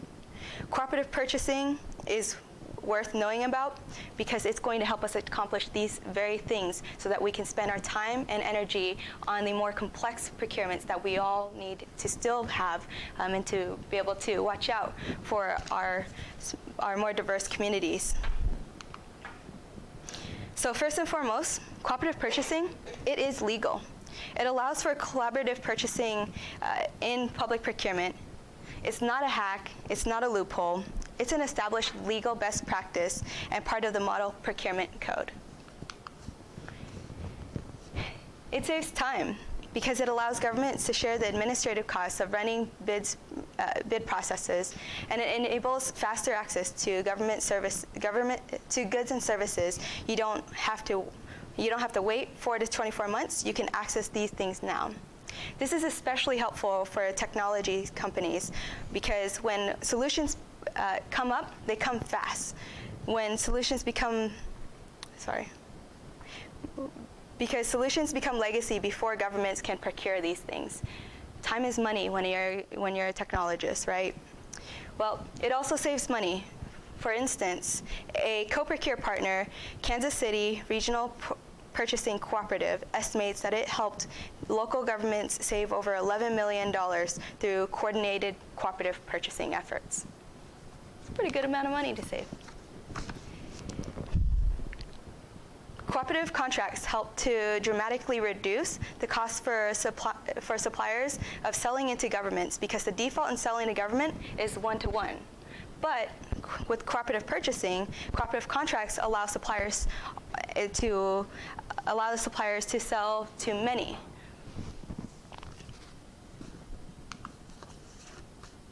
Lastly, cooperative purchasing is already happening. It doesn't require behavior changes. Already, roughly 20% of state and local purchasing goes through shared contracts. So we are already collaborating. In the greater Portland metropolitan area, we have a group, and they're called the Intergovernmental Cooperative Purchasing Group, ICP. They're with a local chapter called the Columbia chapter, and they work together on a regular basis to come together, share their contracts that they have that are maybe similar to another agency in their local area that they're about to go on the streets with. They get together, they share those contracts. If they don't already have a contract, they share resources. They share ideas about where else they could get the information on the requirements that they have and the services that they need. They think about other people who've done this before. Who else has had that same exact problem or that same exact need and needed to buy that more recently?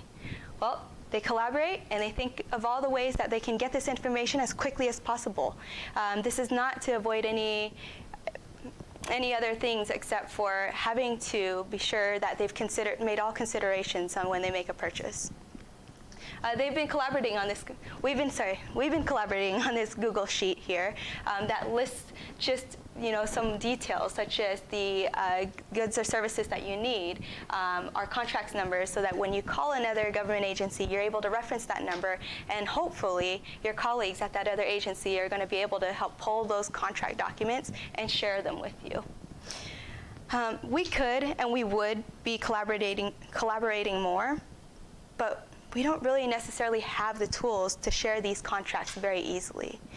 In my personal experience, there was one day when our translation and interpretation contracts became well known, and it was because we were openly sharing these at meetings. We were going to the ICP meetings and we were sharing them, letting people know that they're available, and our colleagues around us were like, oh, of course you guys have these needs. They're Title VI rights to have translation and interpretation suppliers at your disposal and when you need them, because it's a right that we have. So when that became public information, guess what? The very next day, I had 3 calls, 2 emails to follow up to, and not enough time to get these contract documents out to people. And I really felt like it was my responsibility. At that time, I really believed that there needs to be more collaborative purchasing. We believe that by collaborating together, we can make the process more transparent, more efficient, and more inclusive. And we can share this information with each other. We can share this because it is all in the spirit of the values that we all share and live by. And that's what CoProcure is working on. CoProcure is working with public purchasing persons like myself to build the tools to make collaboration and procurement easier. They are a venture-backed, mission-driven startup. They're creating the country's largest searchable database of cooperative contracts from national, state, and local agencies. So, there are 3 things that we could be doing today to improve our own purchasing experience and make procurement better overall. And the best part of it all is we can do it without changing any rules or regulations. So first things first, let's not reinvent that wheel, right? We should make checking out contracts that already exist part of our procurement workflow. We should be using all of our colleagues' expertise, shooting some emails out, making some phone calls out to our colleagues, and asking them what they've done in the past. Because odds are, again, someone else has already had that same need before you. And even if you can't buy off a contract, you can still expedite and improve your own processes by learning from the experiences that your colleagues had at another agency. Secondly, you can share your work with other governments. Make it easier to borrow. Put those contracts out there. Put it on a spreadsheet. Make it public. If you're part of an association that shares information such as my Intergovernmental Cooperative Purchasing Group, you can list it on there. List that information out in a way that's searchable, you can find. You can even list it on CoProcure, where they're getting that information and collecting a database full of contracts that you can borrow from. And again, publish your contract data so that other governments can use your contracts for purchasing and for research. Finally, if you do have to run new bids and generate new contracts, make special efforts to target non-traditional, diverse suppliers. But outreach and invitations to diverse and local suppliers to participate in bidding is really good effort. But sometimes it may not be enough. We should be thinking of how to help these businesses grow, right? Well, you can create a very significant impact for these suppliers by creating a cooperative contract that they can use to scale their sales to governments, especially within a region. So we end here today by saying that even if you're not in a procurement function, procurement likely matters to you and the things that you like to achieve in government more than you think. The good news is you have the power to make procurement less painful, more transparent, efficient, and equitable. All you have to do is collaborate better with other public agencies. We hope you will join us. Thank you.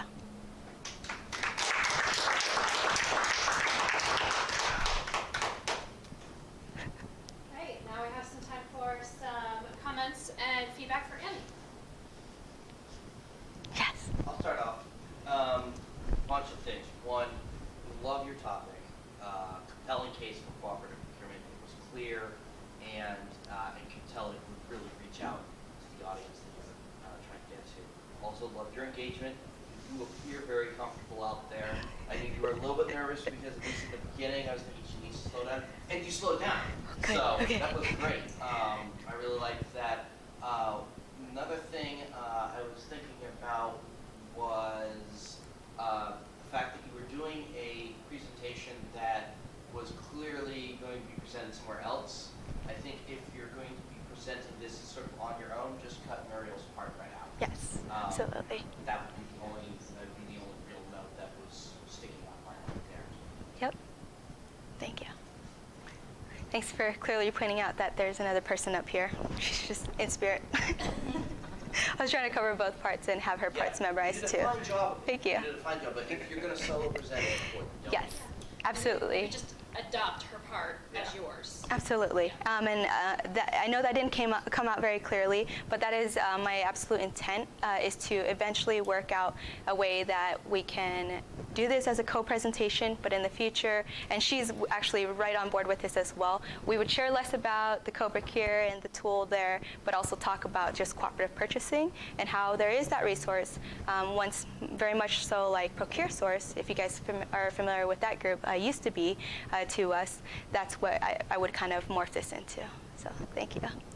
Yeah. Are you getting ready to present this? Yes, but I have a month. I do have a full month. To, Okay, yeah. so my feedback, I think the PowerPoint's great. You know the content. I do, You just yeah. need to practice more. Yes. Because I can tell that you know the content, but you were getting really caught up in what was in writing and trying to, so I don't know if you just need to practice more or put like little bullets so that you're not reading like every word there. Yes. Because once you like stopped reading that, I can tell you know the content. You just need to kind of practice that and get away Yes. from reading word for word. Absolutely. Thank you for that. I will definitely be ditching the cards here. I think I crutched a little bit more on them than I'd like to. I am very aware of that. But yes, when we are presenting, there's going to be an audience of 1,200 people. And then we are keynote speaking, so that's why only the 20 minutes that we have available. There will be a Q&A session. At that point, yes, I absolutely want to ditch my cards. I will not have that opportunity to bring them anyways. And I believe they said there's going to be a teleprompter, but I think not relying on that will be very helpful. So That yes. happens to me sometimes if I have too much written down. Yeah. I get really caught up in reading that because I think I'm going to forget something instead of just saying, okay, you know this. Yes. If you forget a couple words, nobody's going to die, okay? So that's kind of, it's just some feedback for you. That's all. Cool. Thank you very much. Yeah. I would agree with Christine. I think you know the topic, spot on. I liked your use of the government dollars used by purchasing because often, and I don't know whether this was a mixed audience, or whether it was Absolutely. just suppliers, or whether it was just government people. But often, agencies just focus on their own budget. They don't realize the scope of what we buy and what we spend.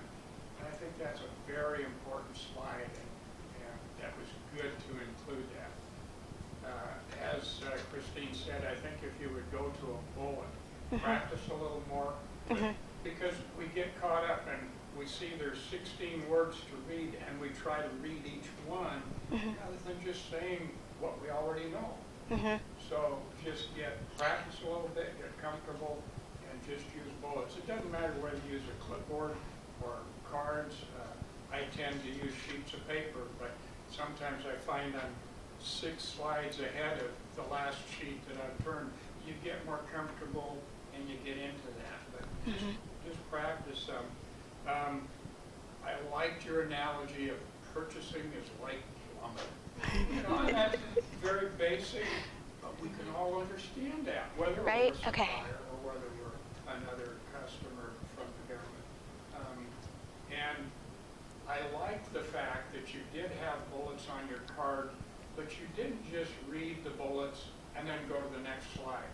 You elaborated. That's when your knowledge started kicking in, and that's going to pay you big dividends. Very good overall. Thank you. Yeah. I have the same struggle, actually, with screen cross. I know you're trying to balance the present yourself versus presenting to people. That in and of itself is its own challenge. I don't know if that screen cross at the beginning was because of that, or if it was just until the nerves completely settled down. I don't know. Just maybe cognizant of that. I struggle with it myself. But a lot of the slides were visual learner.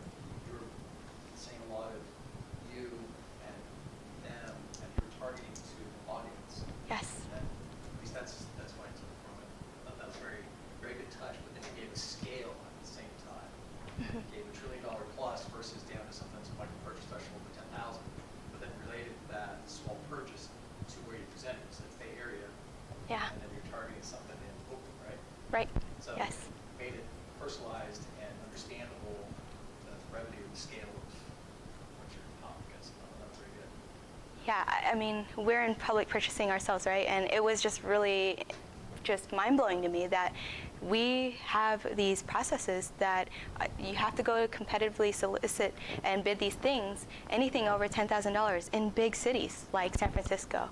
And it just made me think about, wow, we really do have to think about all the tools that are available to us, because quite frankly, we can't use the same energy and we don't have the same time and resources to be doing these kinds of procurements for things that other agencies have already purchased before, right? If we have a neighboring agency and it's responsible and appropriate use of that contract, that's a key one there, doing that due diligence, that's where it's really important, and that's what makes a difference. Yeah, thank you. And exactly just like that.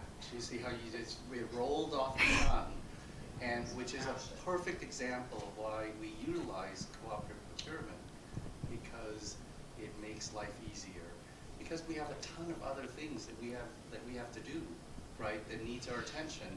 These things can actually just be purchased when using the piggybacking process, when we're able to do it. So doing what you just did, just having that conversation, that's perfect. That's going to get your message across a lot easier. And to what everyone else is saying is, utilize your slide to jog your memory of what the conversation should be. Yeah. So, okay. Sometimes we feel like there's more that we want to share. There's always going to be more that you want to share, but share what comes to mind, and then just let that process take you to the next level, to the next step, or to the next process, right? So, but I do like the slides and the way it's formatted, and the text and pictures that you got on there. It's great. I like the analogy, the plumbing, because that's a great way to tie us to what we do, and how people realize that we're all in the background, and procurement's usually forgotten until the issue pops up.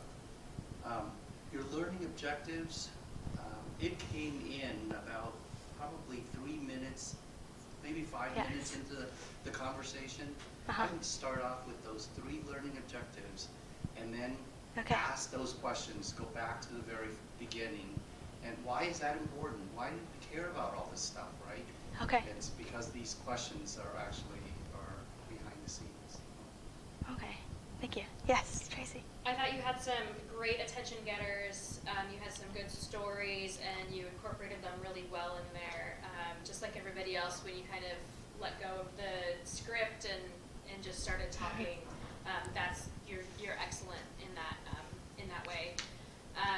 At the very end, I'm still not entirely sure what co-procure is. So if that is your goal of this presentation, I would include a little bit more about what you can do with co-procure and how it can help people. And even if you want to bring it broader, I think you want to be specific about co-procure, but in the future, be broader about different types of tools too. That's one thing is that, like, I don't know exactly what co-procure does. Yep. So, Okay. but I understand why it's there, which is really important. That definitely came across really clearly. Also, I would say you have a very quiet demeanor. Okay. Not that you are a quiet or timid person, but your voice you don't project a lot with your voice. Oh, okay. And so I'm sitting in the first row, and I thought it was kind of quiet, and I'm not sure how much people in the very back. Yeah. Okay. There might have been times when it was difficult for them to hear, so Good to make know. sure that you're projecting really well too. Okay. Sounds good. Was Thank that- you all very was that much. mic on? The mic is for the recording, not for sound in here. Okay, because that was kind of my comment or my thought, Mhm. is if there was more people here, Mhm. and people sometimes chatter, I'm not supposed to be. Yeah. They would be noisy, and it would be very distracting from your presentation. Mhm. So you're probably somebody that used to use a lapel mic or something like that, just to make Okay. sure that your voice is carrying throughout the room. Yes. Thank you very much. And absolutely, this is going to be a lapel type of situation.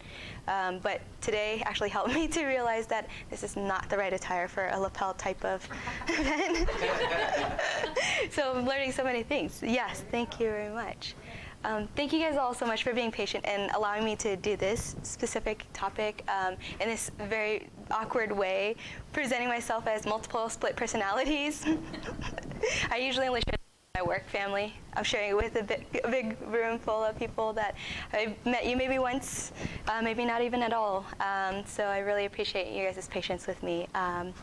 Truth is, my partner that I'm co-presenting with here, and I decided kind of late last week late the week before that we really wanted to change up today's opportunity to be able to come in front of an audience and quote unquote among friends, if you will, to think about how this presentation would come off in a room full of just procurement people.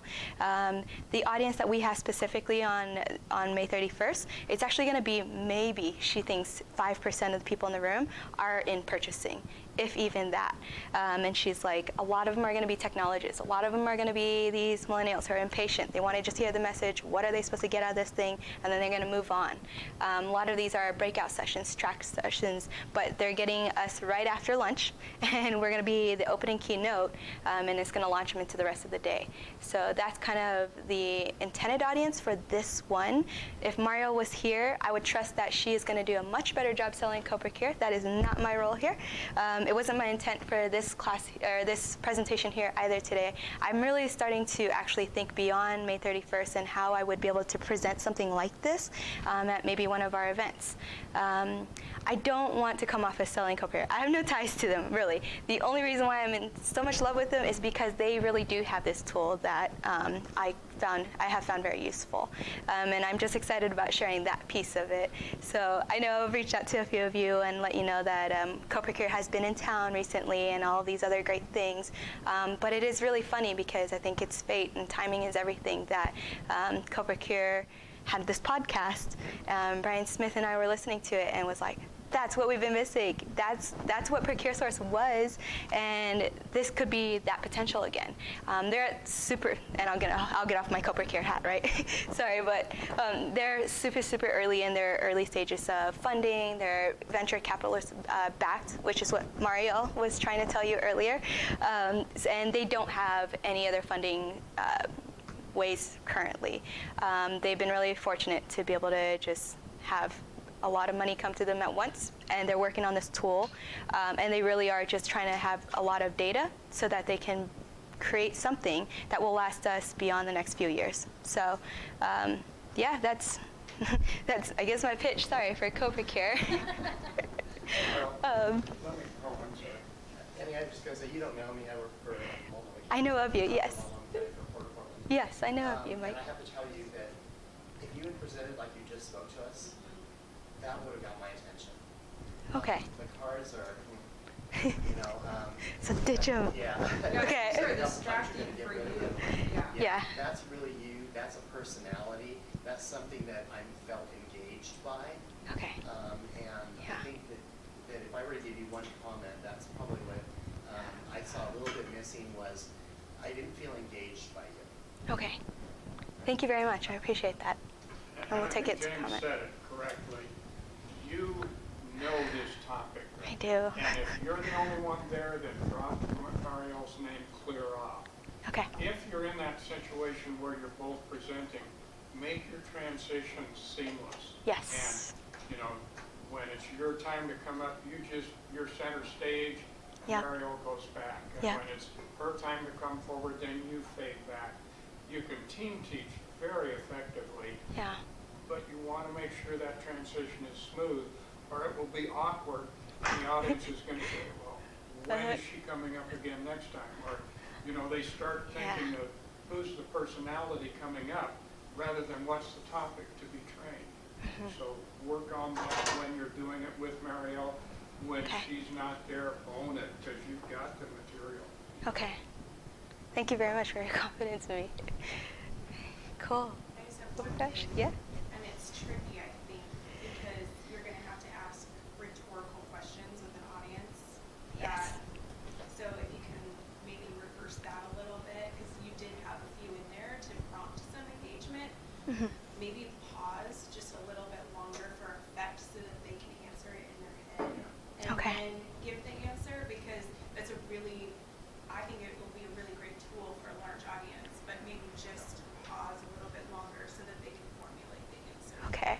So even for a room of government purchasers, you guys don't find it offensive if I pause too long, because I feel like they're pretty obvious for you guys, which made me want to rush through it a little bit more. No? Well, going back to Brian's topic, Yeah. people have different learning styles, they have different ways of thinking, so Yeah. it takes some people just a second to come up with the answer. Okay. So you're accommodating everybody's thinking style.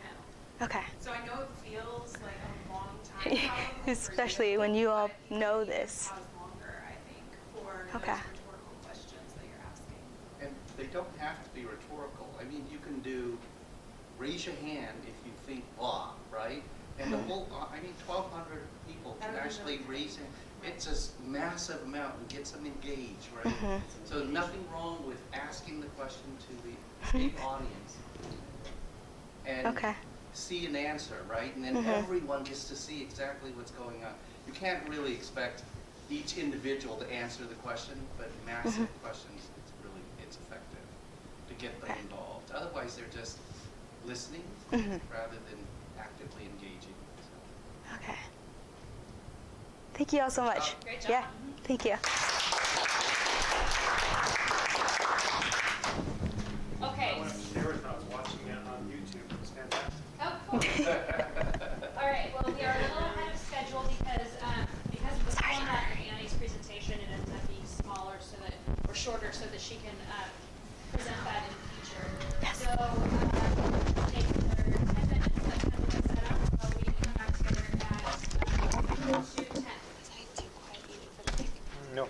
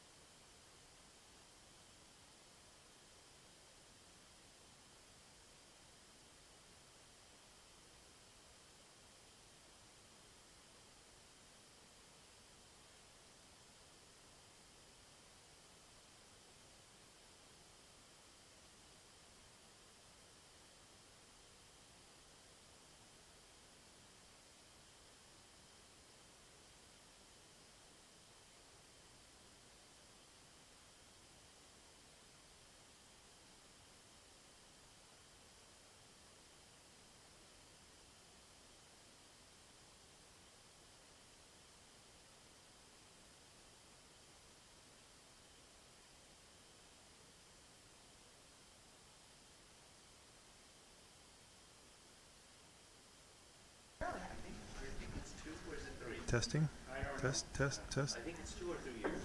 I mentioned it, and then Ethan says,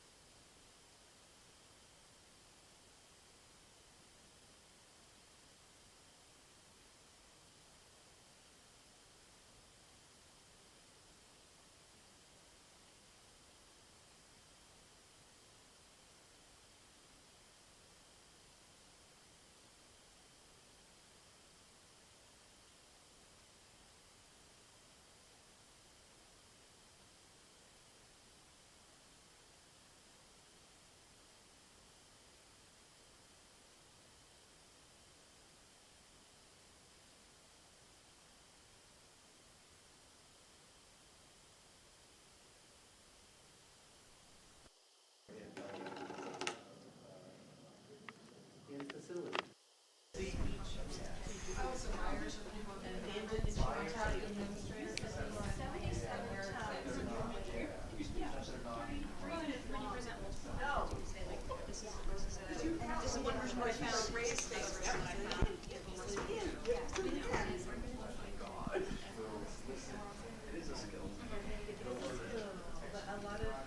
This one now is looking solid. I don't know which one this one is.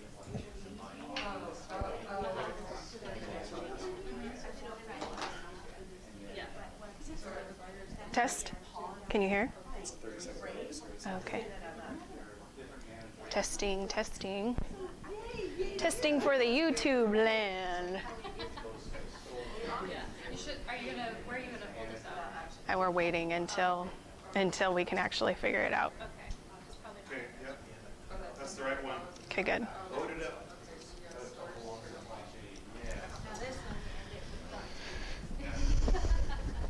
I like it. All right.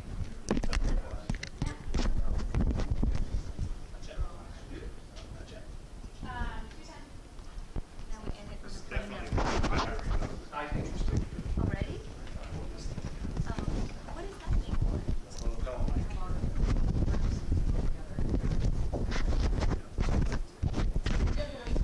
And then that's the mic? Yeah, these are the lapel mics. Pick up the sound. Hopefully we have enough juice. How long is your presentation? It's an hour. It's a whole hour? A whole hour. That's the time I was given. I'm gonna use it up.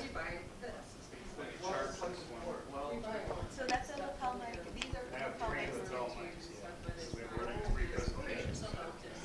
At Walker at our regional forum. Our regional forum. Exactly. It really is forum. It's good that we opened up that door. It's getting a little hot in here, right? It's not just me in the hot seat. Because I'm sweating already and I haven't even gotten up. It's hot in here. So one of those I just charged. I think it's that one. All right. Well, if it dies, it dies, and we can try it again. Until you get started, we'll take, but then we need to figure out which one is which. Okay. You already got them put inside. It's all right. Let's go with 3.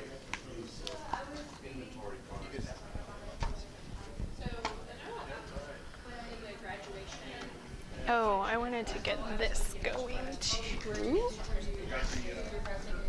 I do have a clicker. Say anything at all, you're welcome to. You don't have to.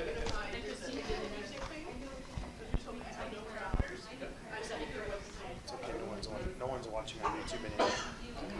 That's fine, but I mean, if you guys want to use it for a different time, yeah, definitely.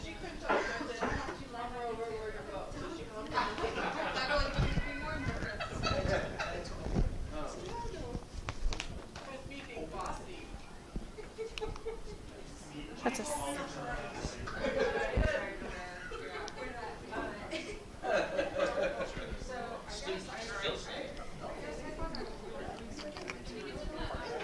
No, she left. Oh, I got back rowers now. As the day goes on, everyone's moving to the back. You know it. We need space, or else we would be overwhelmed. I don't know about that, but I just wanted to look at it. you're what? I just want to hear this chatter was. Yeah, I know. That's what's funny. I know, it is kind of funny. Our Oh, yes, I am. Allow me to demonstrate. It's all right. That means that I can kind of take over this section.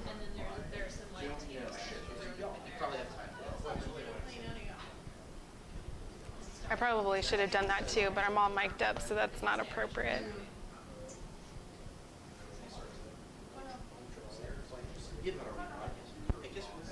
Yeah, we are. And this was so complicated to get all figured out that.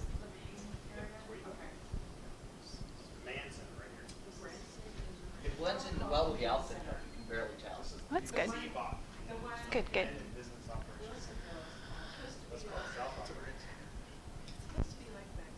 The Vegas Strip. So they have like all sorts of shows and stuff. They have like a theme park there, kind of Disney-like, but it's Are you with ODOT as well? Does Brian report to you? No? Just a colleague? Okay, awesome. What's your name? Sorry, you have a full mouth. Carrie. Carrie, nice to meet you. Costco cookies are good. Oh my gosh. I was at Costco on Saturday. My goodness. People were so angry. Actually, I ran into Tracy and her boyfriend at Costco at that time. They were not angry. They were happy. But it was a madhouse in there. It was a madhouse. When we left, I was like, I do not like shopping at Costco when it's like that. Yeah, it was. I was gonna. My other half was getting his eyes checked, and I was gonna pick up a few things, and I was like, no, I'm not even. It can wait. I don't care. I'm you just. have to go in off hours. Yeah. Or Oh. it can be. You can. Some days you get the people who bring 20 children and let them go boom, and then they stand in the middle of the aisle and talk. It's like, no, really. Yeah. Other people, and this is how you I get talk. like shopping, like road rage, but with shopping carts. Yeah. And people were. I could feel that. People were like waiting in line, and they're like. I love the aisle and stuff, and I'm just like, Yeah. There's Winco at 3 a.m. The lines are nuts. yeah. Actually, Winco at 8 a.m. in the morning on a weekday, the best, because all the parents are taking their kids to school, and all the other people are at work. So there is nobody at Winco. Yeah. Best time ever. The other thing at Costco is people standing in line for the food. At 6 o'clock in the morning, and all the aisles are full. And they're like blocking aisles and stuff to get like Boxes. a People are Stalking. chicken nugget. I went to New Seasons last night at 8:30. There was not a soul in there. Because everyone was like treating their moms. My mom lives out of state, so yeah. I was like, oh, this is really nice. I got front row parking, like the whole thing. Found it, Kevin? I found it. That is a tough thing to find. What I was looking for, Oh, you weren't listening. well, I heard you said in the middle. So I went to the middle fridge and I opened it up and expecting some sort of mechanism like I can push. Yeah, it's way kinda on weird. the edge. On the edge. And you leave your fridge open. I know. It's Any special instructions? It's silly, isn't it? No. Read it straight? Just read it straight. Thank you, though. Picture in there, so that's good. Yeah. I have a fridge like that too. Oh, It's, yeah, that it's is big. so like energy, dreamy, inefficiency. Next to your soft The person without the mic doesn't get How to procure it. good standing next to him. That would be awkward. As he's introducing me, hi. You could have an app for your phone to show your presentation.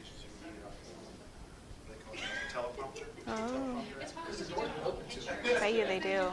Well, if you have multiple screens, if you kick this into presentation mode, it like has a really cool way of doing it. But oh, well, that's why I printed out my.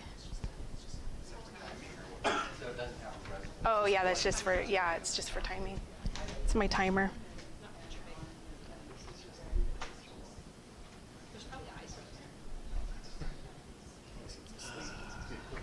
It was ready to go.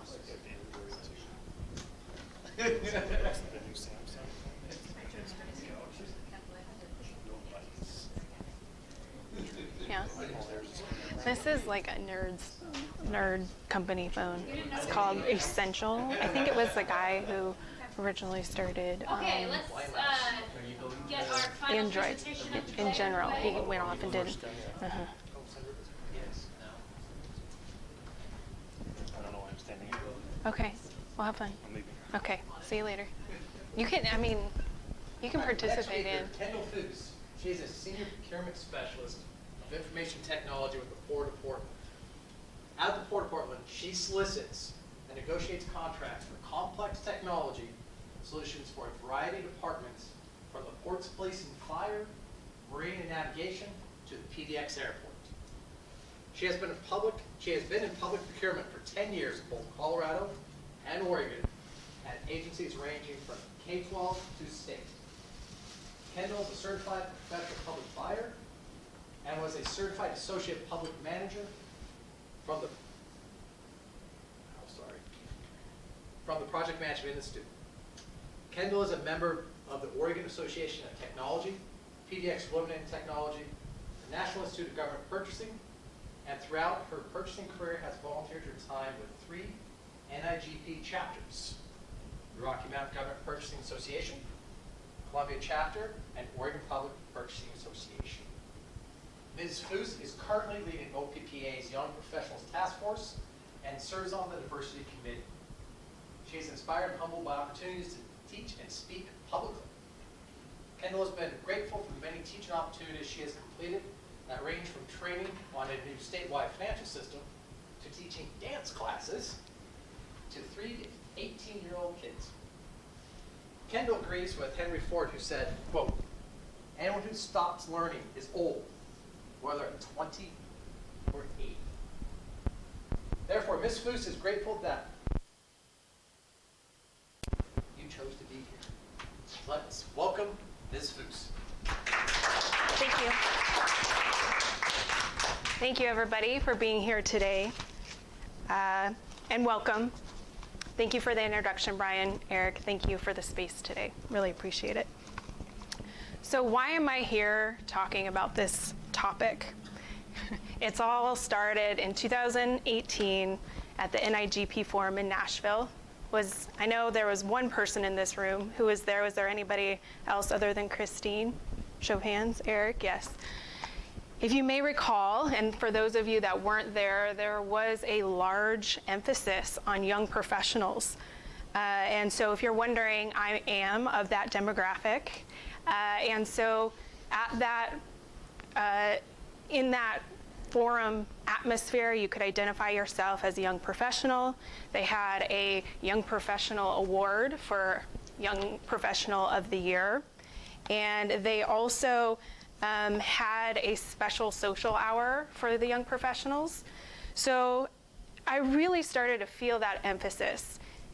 As a takeaway for me, I felt like I had something to offer. I felt like I was empowered, right? So all of this being said, I started talking with my colleagues. That prompted, hey, will you write an editorial for OPPA about your perspective of Forum from a young professional's eyes? I said, sure. Well, that went over so well. Next thing was, hey, are you interested in leading a task force for OPPA on young professionals? Well, sure. So all of this was my inspiration to getting here today. I figured I would gather my thoughts and share them with you. So the future generations of professionals, why we matter. Our objectives today in our 60-minute session are to gain awareness of the different generations, break down stereotypes about age, see examples of young professionals, or what I'll be calling the unders, adding value in the workplace. I hope to inspire you to study your workforce systems and to plan for your future. And I want to leave you with a takeaway resource. This is the all-important what's in it for you.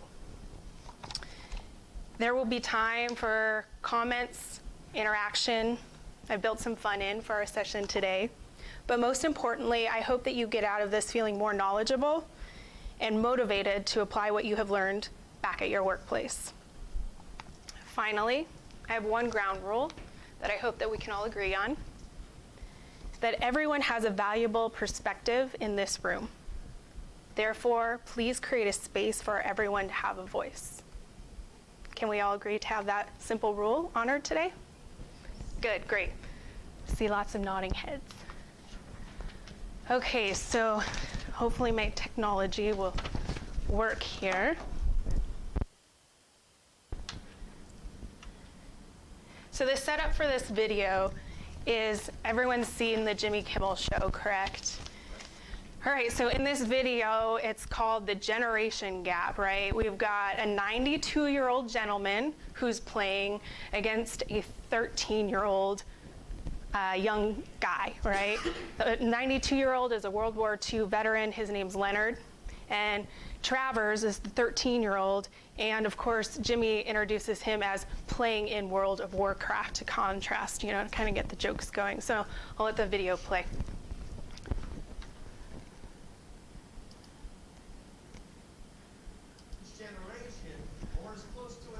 Can everyone hear?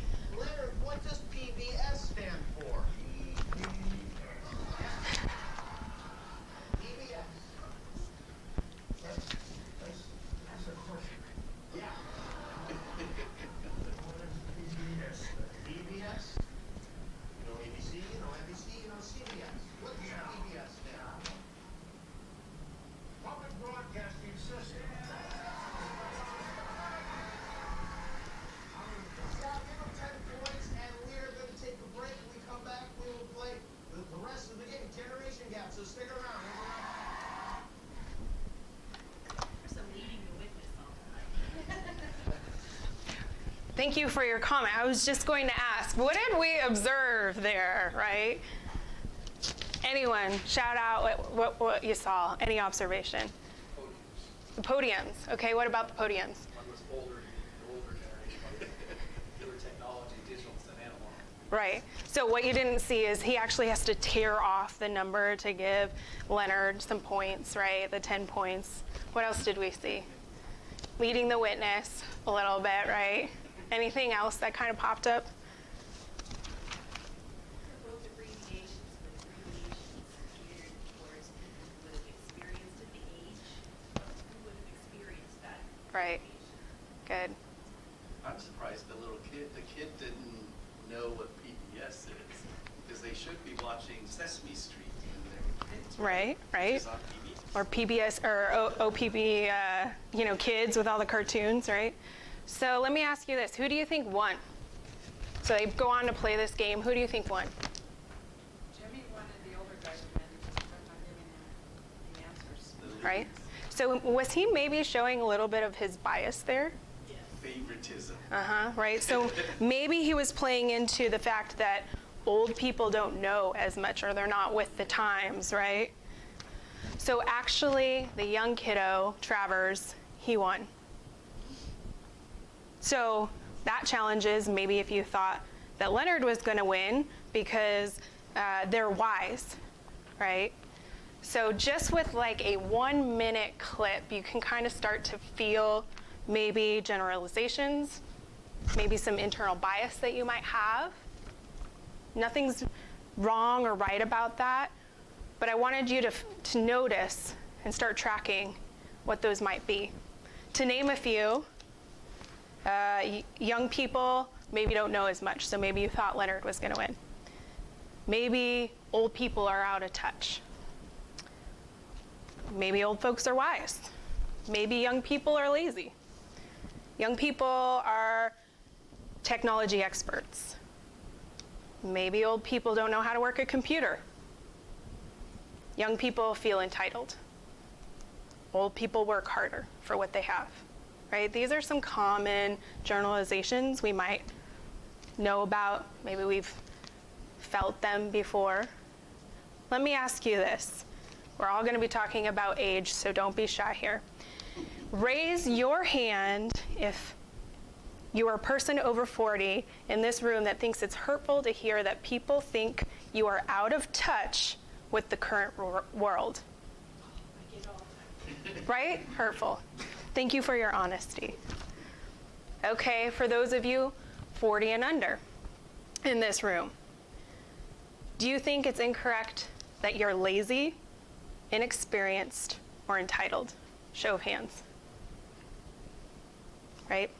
So generalizations and stereotypes can be powerful, but not always in a positive way. So what are the different generations? If you notice, during the video I passed out a handout. Should start to look very familiar to this screen. I would like today, instead of giving you a copy of my presentation, for you to fill this out as we go along, and this is going to be your takeaway resource that will have some key facts for you to bring back to your office. And so I'm going to start with this group right here. Now this is how the generations can be grouped. First group is the traditionalists. They were born from 1928 to 1944. In case you're not strong with math like me, this means in 2019 they are from 75 to 90 years of age. Key events that might have affected this generation were the Depression, World War II, and maybe even the New Deal. If you move over to the next group in green here, I think I have a laser pointer, boomers, or baby boomers, born from 1945 to 1964. In 2019, they range from age 55 to 74. Key events that might have shaped the values of this generation were the Civil Rights Movement, Vietnam, the JFK assassination, and maybe even the polio epidemic. The next generation here, born from 1965 to 1979, is Gen X. In 2019, they range from age 40 to 54. Key events for this generation are the fall of the wall, the Challenger disaster, Exxon oil spill, and the AIDS epidemic. Next generation, Gen Y, 1980 to 1994 are the dates that they were born in. They range from age 25 to 39. Key events that shaped the values of Gen Y were the rise of social media and video games, school violence, and terrorism. Last generation I'm going to talk about today are the folks that were born after 1995. They can be called Gen Z. They are 25 and under in 2019. The values or key events that shaped their values were 9/11, streaming service apps, smartphones, electronic books, interactive learning, the rise of LGBTQ civil rights, and the list goes on, right? Gen Y and Gen Z together sometimes are grouped and called millennials. So you may hear that. Another way of referring it to this is that Gen Y alone is millennials and Gen Z are post-millennials. So there's some new and fluid emerging terms. To simplify this today, I'm going to draw a line. This is NIGP, Young Professionals line, where it falls today. So NIGP defines young professionals as 40 and under. So you can see the under has a little bit of Gen X, Gen Y, Gen Z, millennials grouped in the unders. And the overs, we've got mostly Gen X, baby boomers, and the few traditionalists that are still in the workforce today. There's no good side or bad side of the line. We're all gonna hopefully experience both sides of that line during the course of our career, right? This data chart is it's not the only way to say this. The purpose of this chart is to create a reference point, a vocabulary, so that we can be a little bit more factual. Let's try to realize that there are many individuals that comprise the generations, and so let's be careful not to overgeneralize or push stereotypes. What do people like to be called, right? Young professionals, seasoned professionals, mentors, mentees, right? There's a lot of ways that we could name folks. But if we can understand the different generational experiences, this will allow all of you to better tailor your interactions. This should yield better communication and outcomes for you. So while I am an under, and I have my opinions, by no means am I a self-proclaimed spokesperson.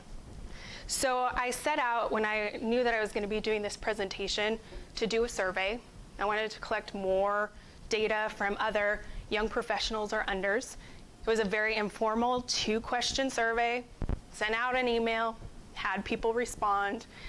It was mostly people in the Portland area. There was about 20 people who responded to me, and they were from a different variety of genders and races. First question I asked is, yes? Was it just procurement people, or did you send it out to a variety of different professions? A variety of different professions. So technology, engineering, procurement folks, to get a good range of opinions. Thank you. First question I asked is, what is the one thing that is important to you in your job, career, profession? And this also could be what would attract you to a job or retain you at a job. I picked out a couple quotes directly from my responses that I got that I wanted to share with you today. Flexibility and work schedule due to having little kiddos at home. And another quote was, an important part of the work environment are the people you work with, and if they are respectful and willing to support one another. For the job itself, an important thing I look at for is opportunity to be creative and to be expressive, or anything that challenges my brain in a positive way. So I did pull out a couple themes that I wanted to share with you. Themes that I saw were, first, purpose or meaningful work that makes a difference. The second were the people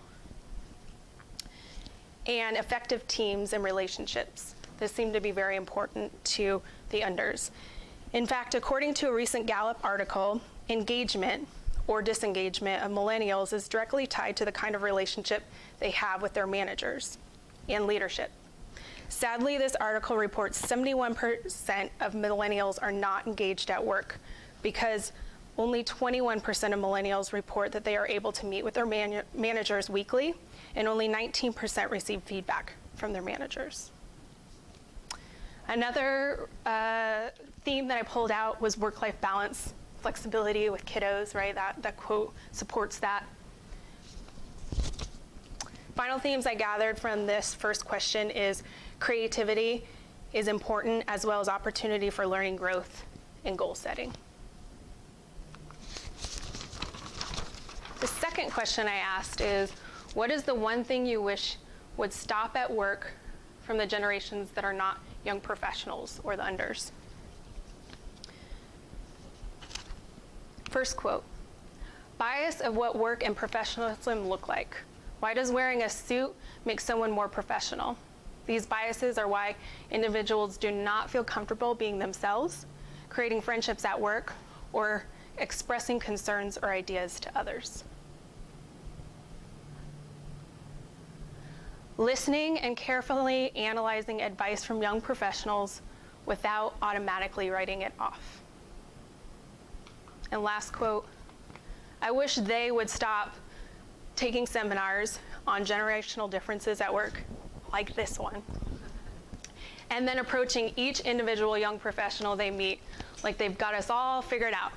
The characteristics that are often used to define a group don't always apply to each individual within the group. What struck me about all of these comments is that the unders want to be heard. Maybe they're struggling still to have a voice at the table, or maybe they're just getting that seat at the table. Themes that I wanted to hit on this second question is the closed-mindedness to new ideas. That's the first one up here. How many of you were like me as a kid and you were curious and you asked questions, right? So something goes a little bit like this if you were me. Hey, Mom, can we have chocolate cake for dinner? Mom says something like, no, we're gonna have, spaghetti for dinner.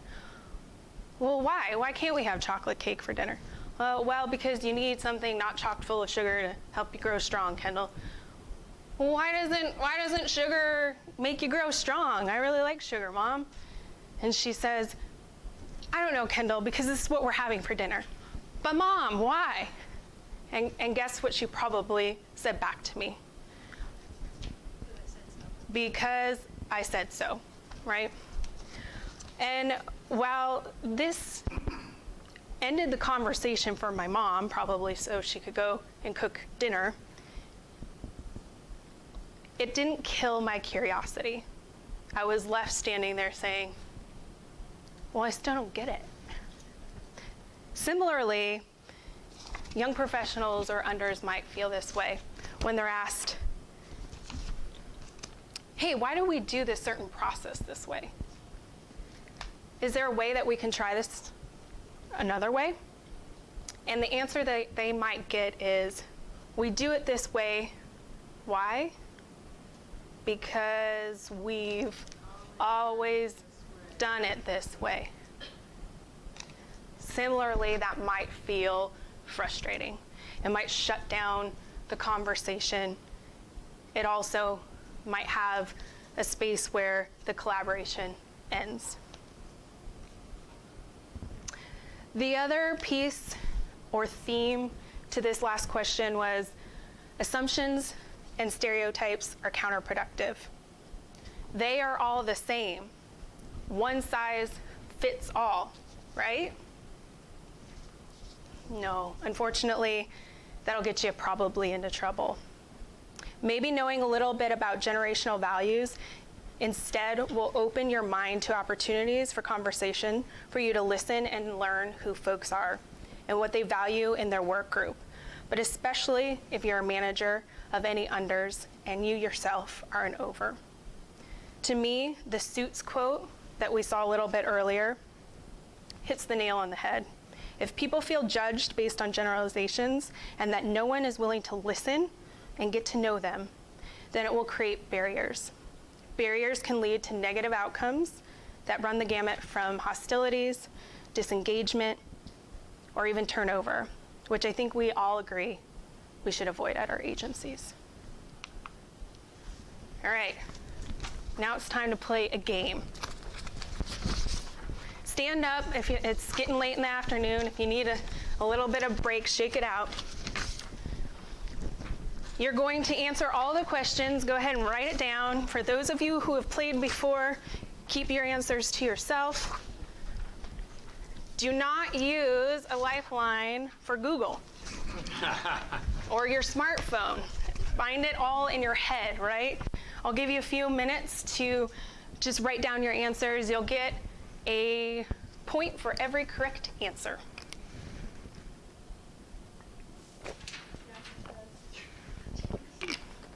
Don't worry, you'll have plenty of time to collaborate and or cheat from your neighbor, but this is called Can You Out Trivia Your Generational Counterpart?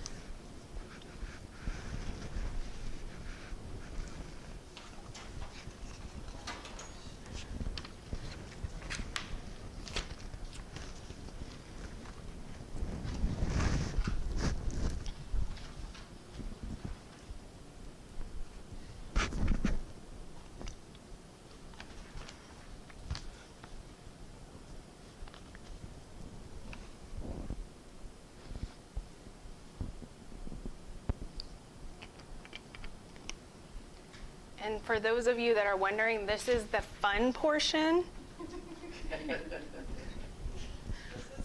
We're competitive, we're concentrating. I can tell it's a very competitive group, but that's good.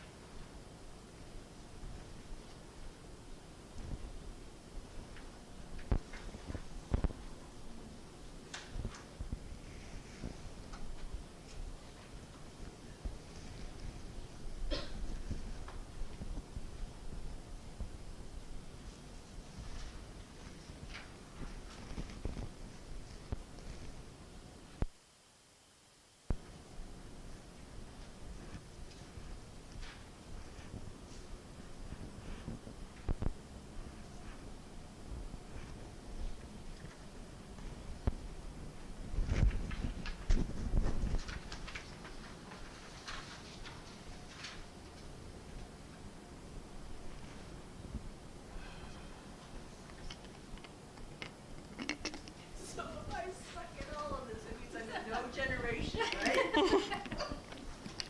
We'll get there. We'll get you some help. Don't worry. Yes, lifelines are coming. Don't worry. Just do the best that you can.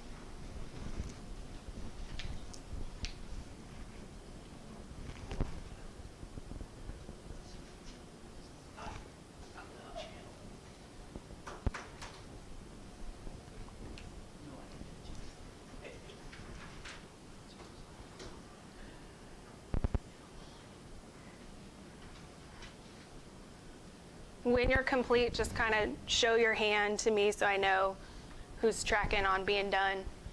And I know we all still need a little bit more time, so. We're supposed to score? No, we're going to score together. So just spend your time answering the questions.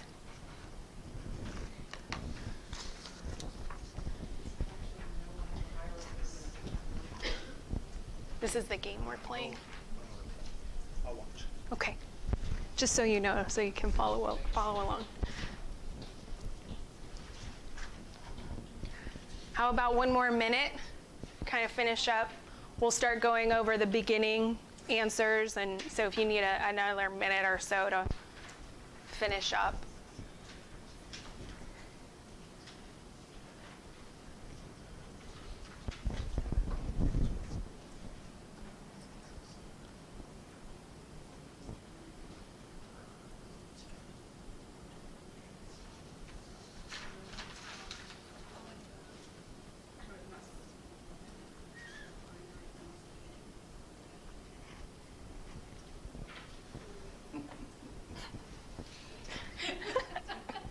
This is supposed to be challenging, so don't worry.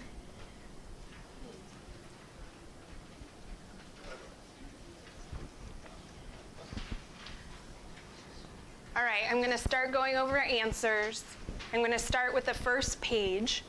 which is from the over generation. So where that line we kind of drew, so traditional baby boomers, a little bit of Gen X, these are supposed to be your strong suit. Number 1A, show was Laugh-In. B, Bonanza. C, Soul Train. I appreciate your enthusiasm for cheering yourself on for all the ones that you get right.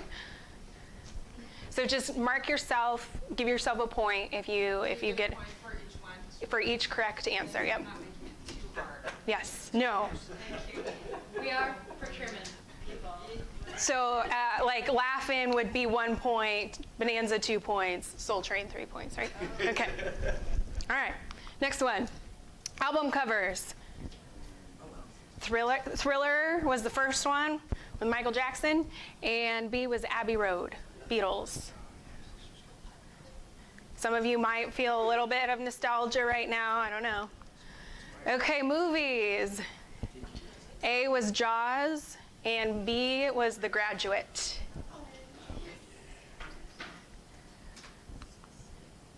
Four, television personalities. Howdy Doody was A, and Lawrence Welk is B. 5, candies. So this is going to be Big Hunk, is the first one, and B is Astropop. All right, iconic sports or entertainment figures. A is Wilt Chamberlain, and B is the impressive Evel Knievel. Okay, random objects from the over generation. A 45 records, not just vinyl, not just records, but a 45. It's important, this little thing in the middle, right? For those of you that know, you know. Nope. I knew it was a 45. I just right 45 because I did see that. Okay. I get half. No half points. I'm gonna be hardcore. All right, and B is an 8-inch floppy disk for those of you who maybe are technology nerds or had to work computers, first generation computers. Okay, now moving over to the underside, answers, apps or applications mostly found on tablets or smartphones. Spotify is A, B is Snapchat.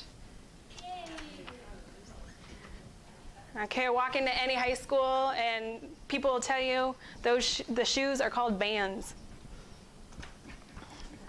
Favorite after school TV shows for unders, Rugrats and TRL, Total Request Live.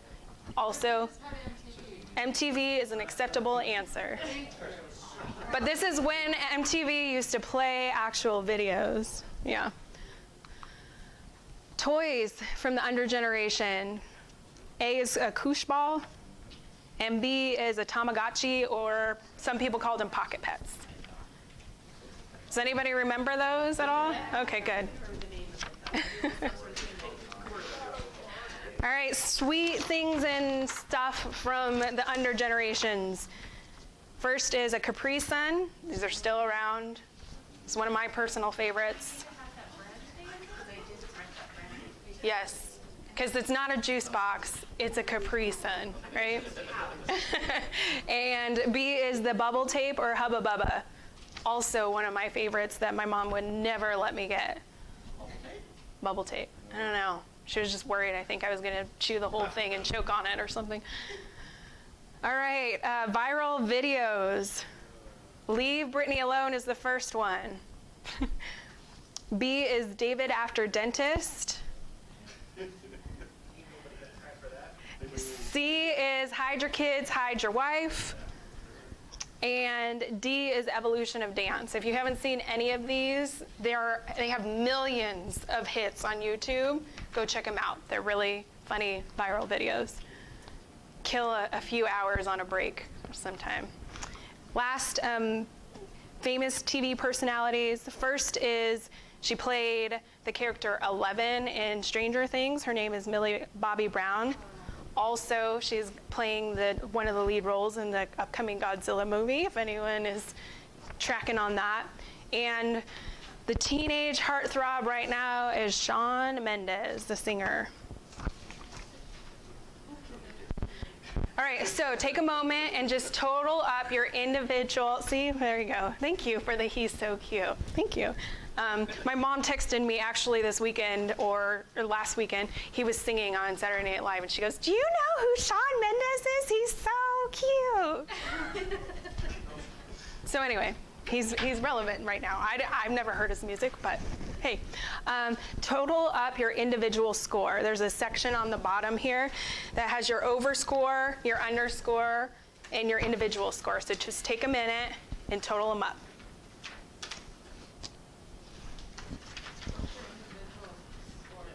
So it's combining your over and your under. So if you got 10 in the over and 10 in the under, then you would have a 20.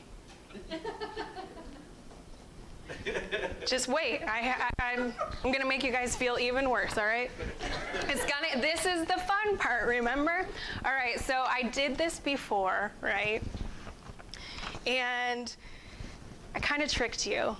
You guys you fell right into my trap, right? Everyone was super competitive. It was like a pin. You could hear it dropping in here as I was having you guys start. The point of this actually is to show you how you could have done together. But let me just show you really quick. When I did this, the over who I had take it, she got 12 in the over category and 7 in the under. She did a really good job, so her individual score was 19. I had 2 different unders take it. They randomly scored the same overall. But the one that I chose was they got 0 in the over and almost aced their generation, which was 10. So their individual score was 10.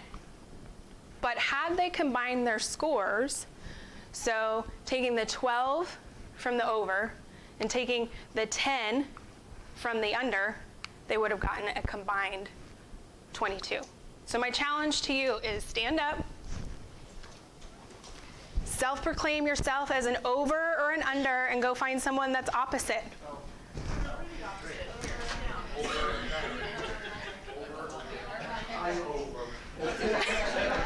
Don't worry, there's no good side or bad side.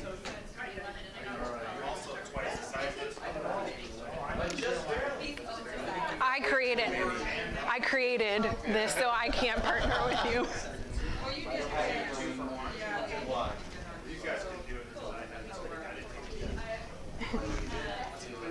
All right, so combine your scores.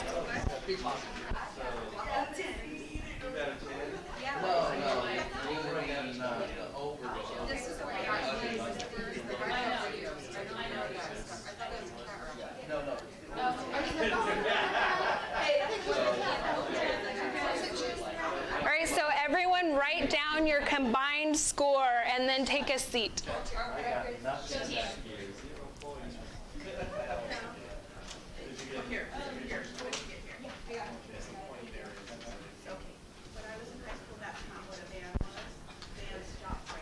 All right, so as we come back together, raise your hand if, when you combined, you did at least a little bit better. Yay, it worked. Go team, right? Okay, so if you team up and maximize each other's strengths, you have a chance to do better. And I bet you if you would have partnered up from the very beginning with your generational counterpart, you would have gotten a 30 out of 30. So, are we better divided or together? Together. Yay! All right. So, Kendall, you may ask, have things really changed that much? Thank you for the chuckle. You can see the pictures for yourself, right? Let's look at communication methods, for example. Could it be that communication is trending away from face-to-face, phone, in-person meetings? to email, text, blog, social media, LinkedIn, virtual meetings, calling in, right? As you begin working with a new coworker on a project or a team, and you become aware that they might be from a different generation than your own, maybe ask their preferred communication style and share yours. Where different, maybe take a quick moment to establish ground rules for communication to avoid miscommunication. And on a very large project, I recommend creating a communication plan. Now let's look at the way we process information. Do you like to read paper or books that are actual paper? Do you like to have copies? Or do you prefer content digitally? Can you read on a screen or an e-reader?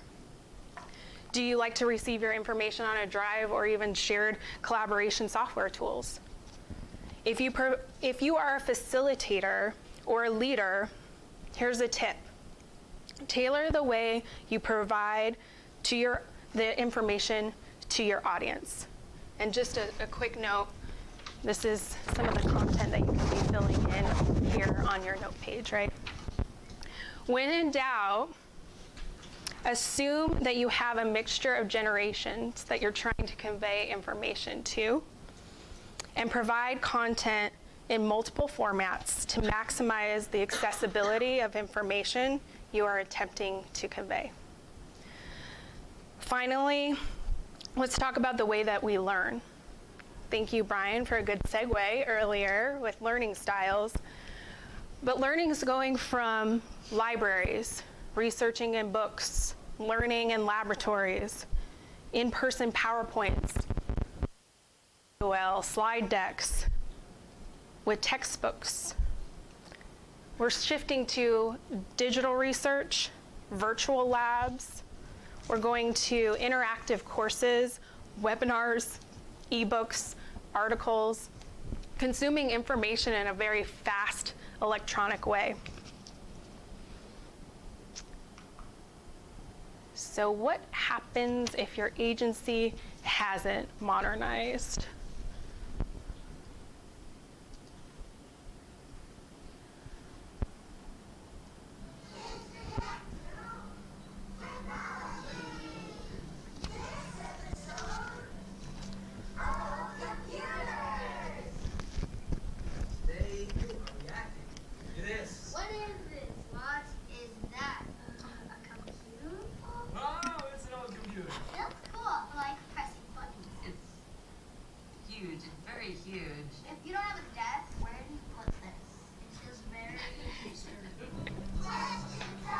Feels very disturbing. It's an old computer from the late 1970s or early 80s. What do you think of it just from looking at it? Kind of like those old televisions that are like very boxy.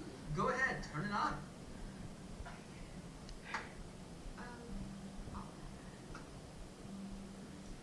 And then have another. So turn the monitor on. Where else might an on switch be?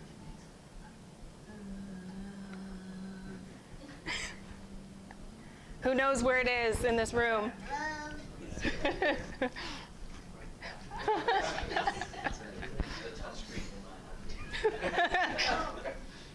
see where it is. Why does it have to make so much noise? And there's nothing on the screen. Doesn't look anything like what we have now. Apps, games, websites, everything. But this thing right here has nothing. Go ahead and try to do something on the computer. Nothing's happening. How do I do this? You can't do anything or even type until you hit a reset button that's on the computer that's It's very tedious. pre-flight checks. That is too many steps. How do you like doing it? Maybe press shift. Does that do anything? It's a mouse. What's a mouse? Everything is just done with the computer. What? Okay. Okay.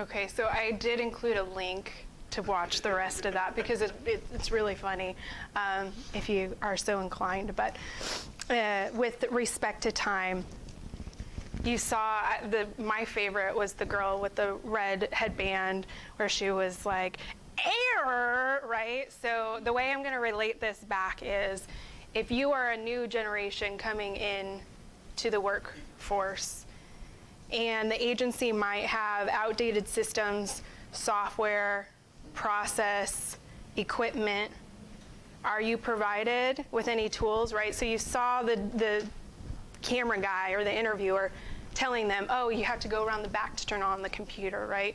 But otherwise, they're just sitting there, like, tapping on the screen, trying to figure out how to work this thing. They wanted to get it to work, but they couldn't figure it out because they didn't have the experience or the exposure to that technology.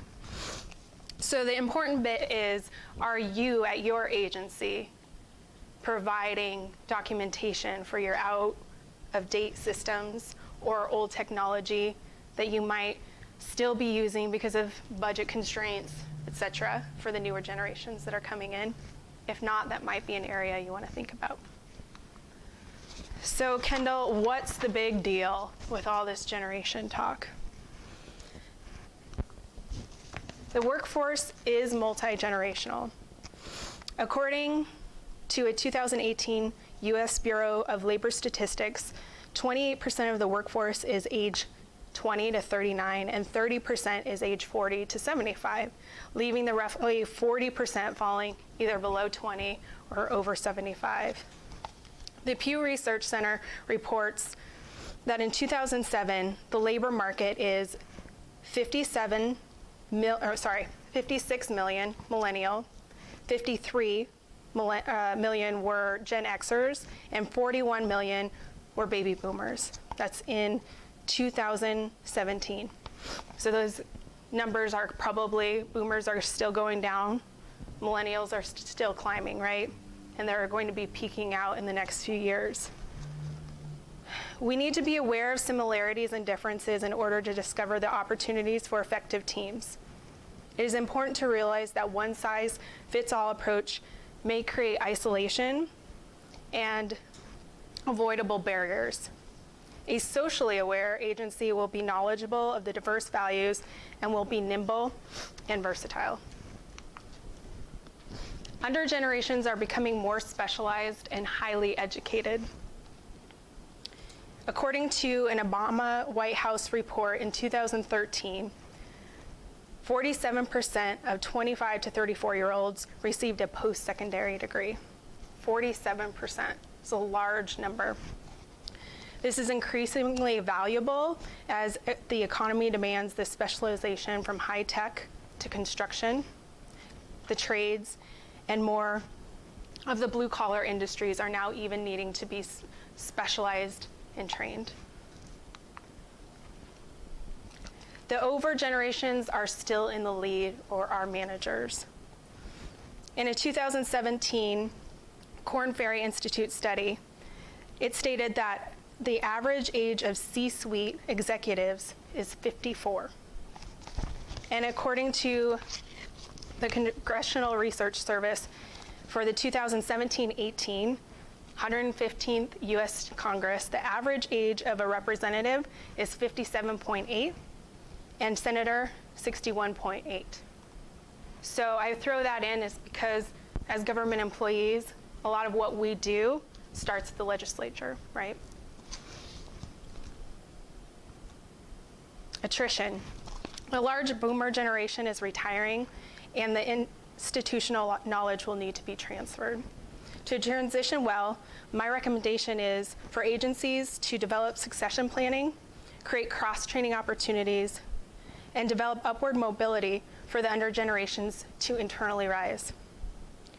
What is your agency doing to plan? If your agency or industry is comprised of disproportionately over employees, this should be on your radar for your 5 to 10 year plan. A great strategy for this is to create mentor-mentee or coaching programs, matching overs with unders. Being aware of the generational trends will help you to be more effective in nearly everything you do.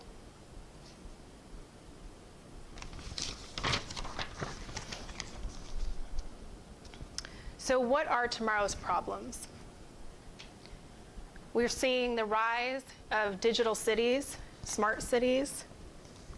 We have privacy concerns, data privacy concerns, climate change, relating to trash, pollution, transportation. We have homelessness and hunger, civil violence, war, refugees, healthcare, right? List is starting to accumulate. Young professionals will add value in your workplace. One of the ways that they'll do this is that the generational values that they value will shape what is identified and prioritized.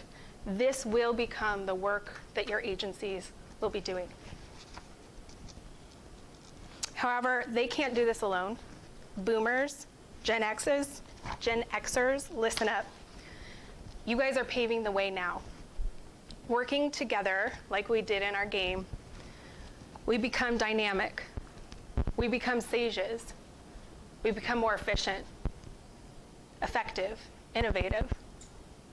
So what's possible when we maximize this multi-generational melting pot at the office, if you will? We go from two-dimensional drawings to 3D drawings, or BIM. Maybe we go from computers, laptops, right, working on a phone. But what about working virtually? How many of you have been shopping for a home recently, or maybe within the last few years, and instead of just looking at the flat picture that you find online, you went online and you took a virtual tour, right? How much more helpful was that for you to narrow down your search and then actually go to that property? What about who uses maybe the 360 view on Google Maps to identify the building when they're trying to figure out where they're going, right? Maybe some of you did that today when you were coming here, right? And if you were getting lost specifically. So that's an example of how things are moving, but we're creating new innovative solutions to the same problem. People have always needed to know where they're going, right? But we're doing it in a more innovative way, working together. So I wanted to share an opportunity that I had recently working with the Port. This picture represents a truly awesome opportunity that I've had in my career.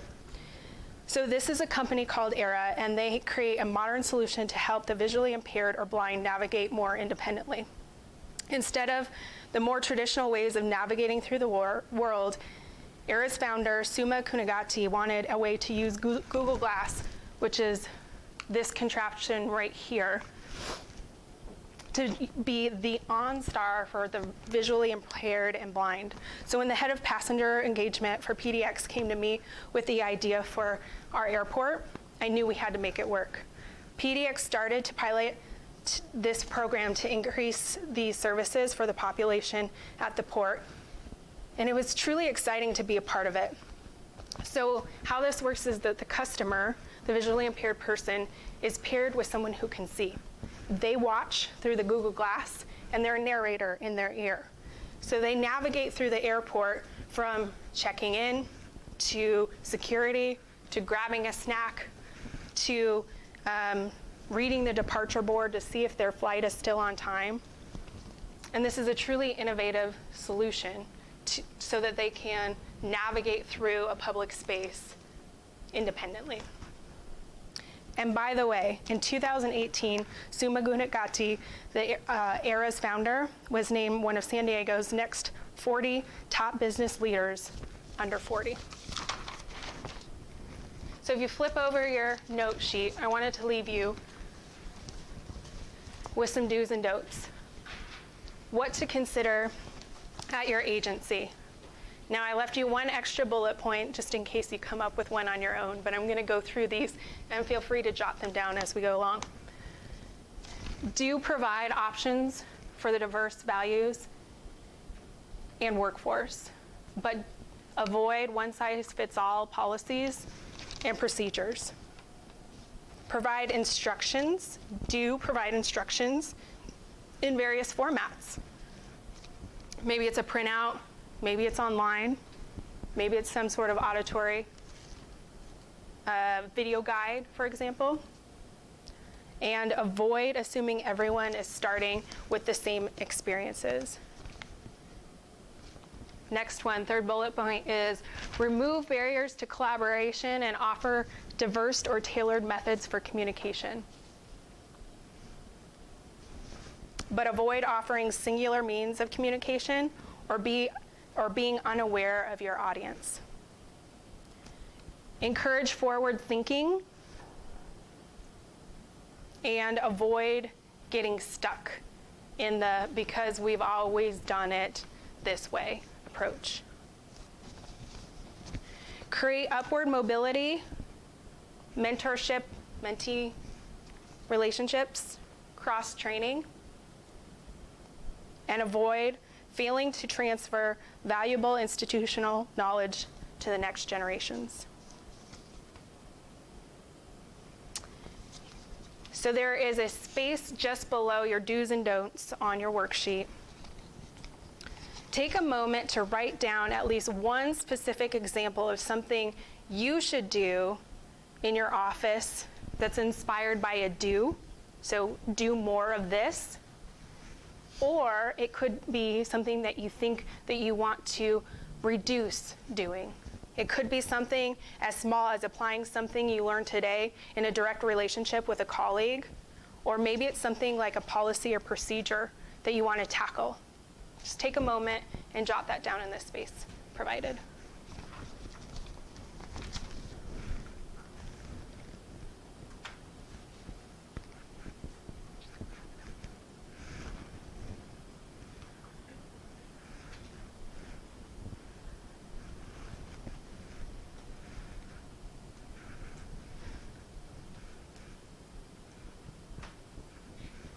Once you're done jotting that down, if you have a smartphone, a tablet, a computer here, go ahead and go to this website. If you don't have one, partner up with someone. It's also on your worksheet here.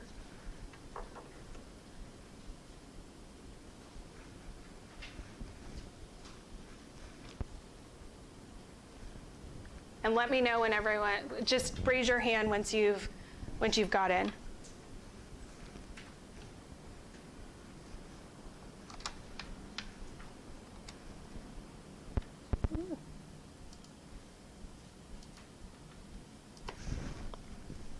This is pop quiz time. So I see that one person's joined. We should have more people joining. Again, this is at the top of the screen here. This is where you need to go to enter the quiz.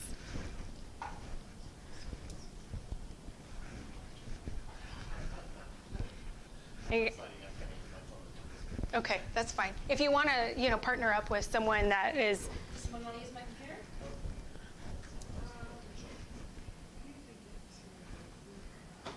So it should be wooclap.com/XEBRTX. So I see quite a few people have joined. So go ahead and answer the first question. Select which one of these is not a name for a generation group we talked about today.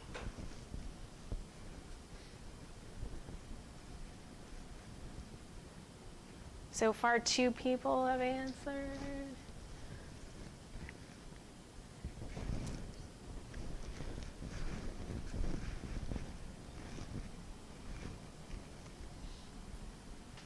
So most of us, you can see, we are answering.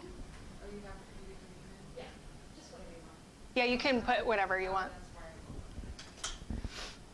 So most of us are answering Gen M. I put that in to kind of see if you were paying attention for millennials or something like that, but that was not one of the groups that we chose to label today. All right, let's take a vote. What can stereotypes or generalization about age do? Free form, just add an answer on there. Oh, that was probably from last question. Alienate, good, thanks.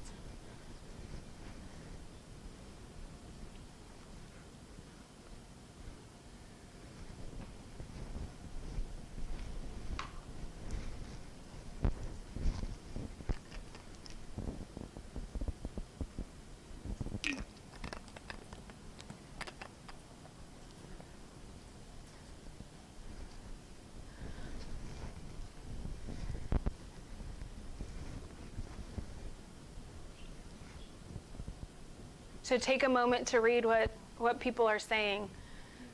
Conflicting views, limit collaboration, make people feel bad. Wow, I don't know why it got smaller, but hey, that's all right. Eye chart. Be inaccurate, hostility, discourage participation, right? So we kind of get the idea there. Last question. See how well you guys were paying attention today. There's not a right or wrong answer here, just vote. What value do they think the unders, 40 and under, at your agency will most likely add? Sorry, you can't see that on the projection screen. Most likely add. So let me just read this because it's on our screen too. It's on your screen. Oh, good. Good. Yes, just 4. So you just have to pick one.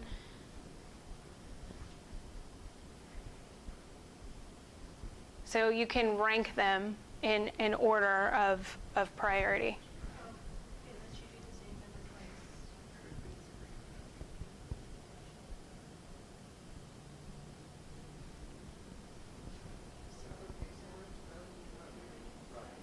Right, so you're ranking them in order.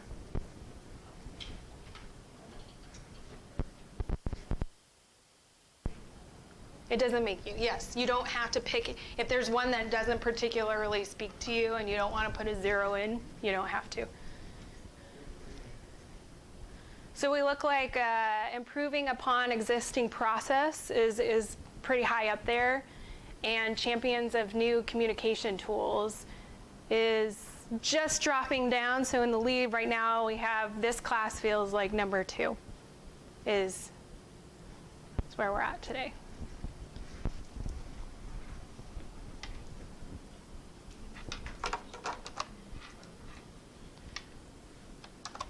Oh, okay.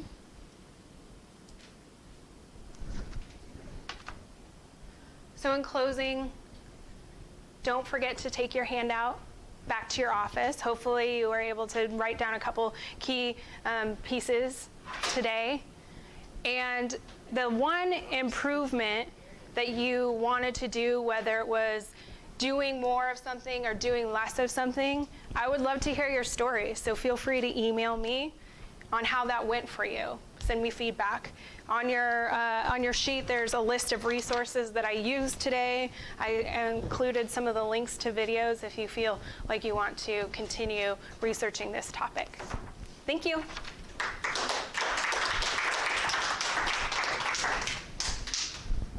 Great job, Kendall. Any feedback for Kendall today?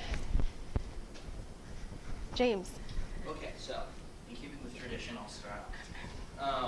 First, very strong handout game. I don't know how many times I've actually had an intentional kinesthetic learner focused handout. And as a kinesthetic learner, I say to you, you're welcome. this was fantastic. And you even, the other thing I was like, oh, well, she's not going to let us know when to write this stuff down. We're going to have to fend for ourselves. No, you even told us, like, this is when you write in the stuff below the line. I'm like, okay, great, awesome. I love it. I'm glad that was valuable. Direction. Because otherwise I make assumptions. The over-under stuff was a lot of fun. I loved your activities in general. And I think they really worked well for this presentation, which I think flowed well, but I was a little bit concerned early on before you started doing the activities. I'm like, this could get really really dense and really tricky really quick. Because you're dealing with a topic that it takes some serious guts to address, which is why I'm glad you were wearing your butt kicking boots, because you were kicking your butt.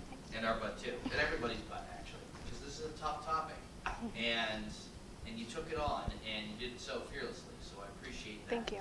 And your handouts, I think, helped sort of break it up so it didn't get too intense. Okay, Sometimes good. these sorts of things can get pretty intense. And be prepared for that, because just because today it didn't get intense doesn't mean it won't in the future. Right. Speaking of pacing, so one constructive comment I would have is that at the beginning you were, it felt like you were a little bit choppy in your delivery of sort of how you were presenting the thing. That's just nerves though. Yep. Because some people like me talk too fast. Other folks, they get a little choppy. But mid-presentation, you're fine. You're Okay. flowing as fluidly as Okay. the rest of your presentation.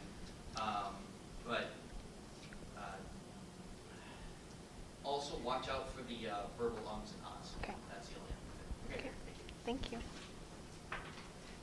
Yeah. Ryan. One constructive piece of feedback. Handouts, I don't know how scalable that would be. If it was a big group, like Annie's gonna go in front of 1,000+ people, I don't know how that would work and keep the process flowing. For a small group like this, cool, no problem. Right, definitely. You scale to audience size, preset it, pre-prep it, yeah. I wouldn't know how that would work. I thought you set the stage exceedingly well up front. Very well. You had a lot of eye contact. There was a part where one of the slides you're talking about, the over-under, where you put the 40-year-old line on the slide, you stumbled a bit on that slide, caught yourself twice, but both times you covered. Okay, And good. just- I don't know if you picked up on it. I didn't, Just kinda probably. made it seem fluid on the recovery. Oh, I know That was exactly a- what I did, That's yeah. a great skill to have. And then you're engaging, but you also buy yourself time on the second handout. I don't know if it's intentional, where you said stand up and stretch, and use that fluidity as a way to fill the time, but it didn't really seem that way. Good. Okay. Yeah, I have had some thoughts about the game and shortening it and like just doing a couple like quick things and quizzing your like for a larger audience.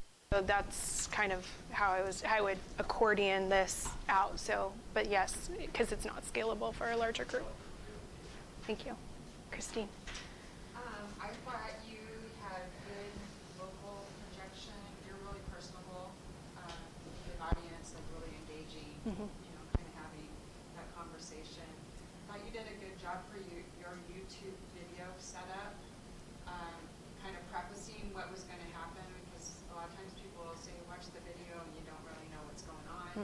The Jimmy Kimmel one, and then as soon as it was done, you asked some probing questions,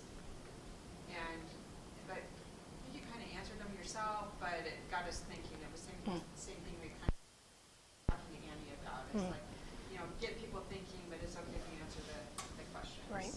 And I liked your handouts. It was very interactive, and you know, it was fun doing the games and stuff. So.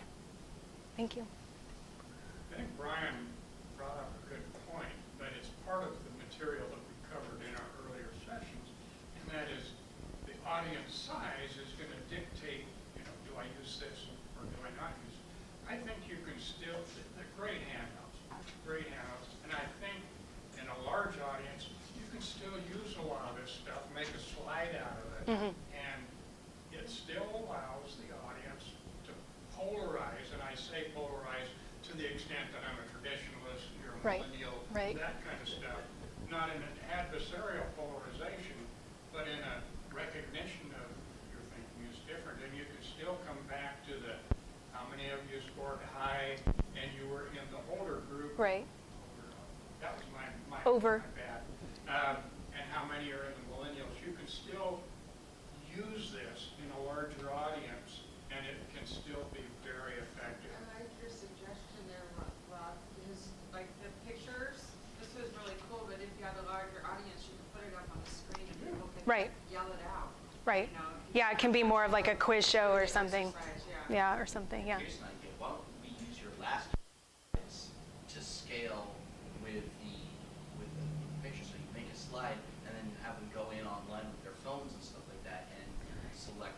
Yeah, part of today was demoing that, because the Kahoot you have to pay for.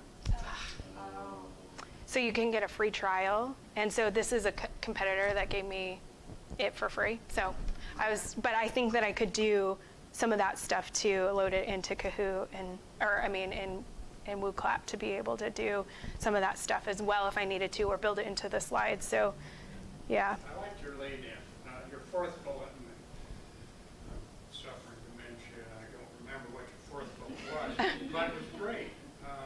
You got into the topic, dealt with it. The audience could not sit here, unless they were totally disconnected, they could not sit here and say, oh gosh, why am I in this class? Your pointer was the red pointer that you used was effective. Sometimes we had a lot on the screen. You brought us right to that one, especially with the one like this. Yeah, the eye chart, yeah. Talk about which you were pointing. So you used your pointer effectively. I felt like your research, spot on. Your research was great. It was relevant. Honestly, years ago in OPPA, I did a similar presentation, and I thought about sending you my presentation, and I thought, no, it's all dated. And I'm glad I didn't, because your stuff is updated. But question number 2. Do you have a millennials back there? Oh,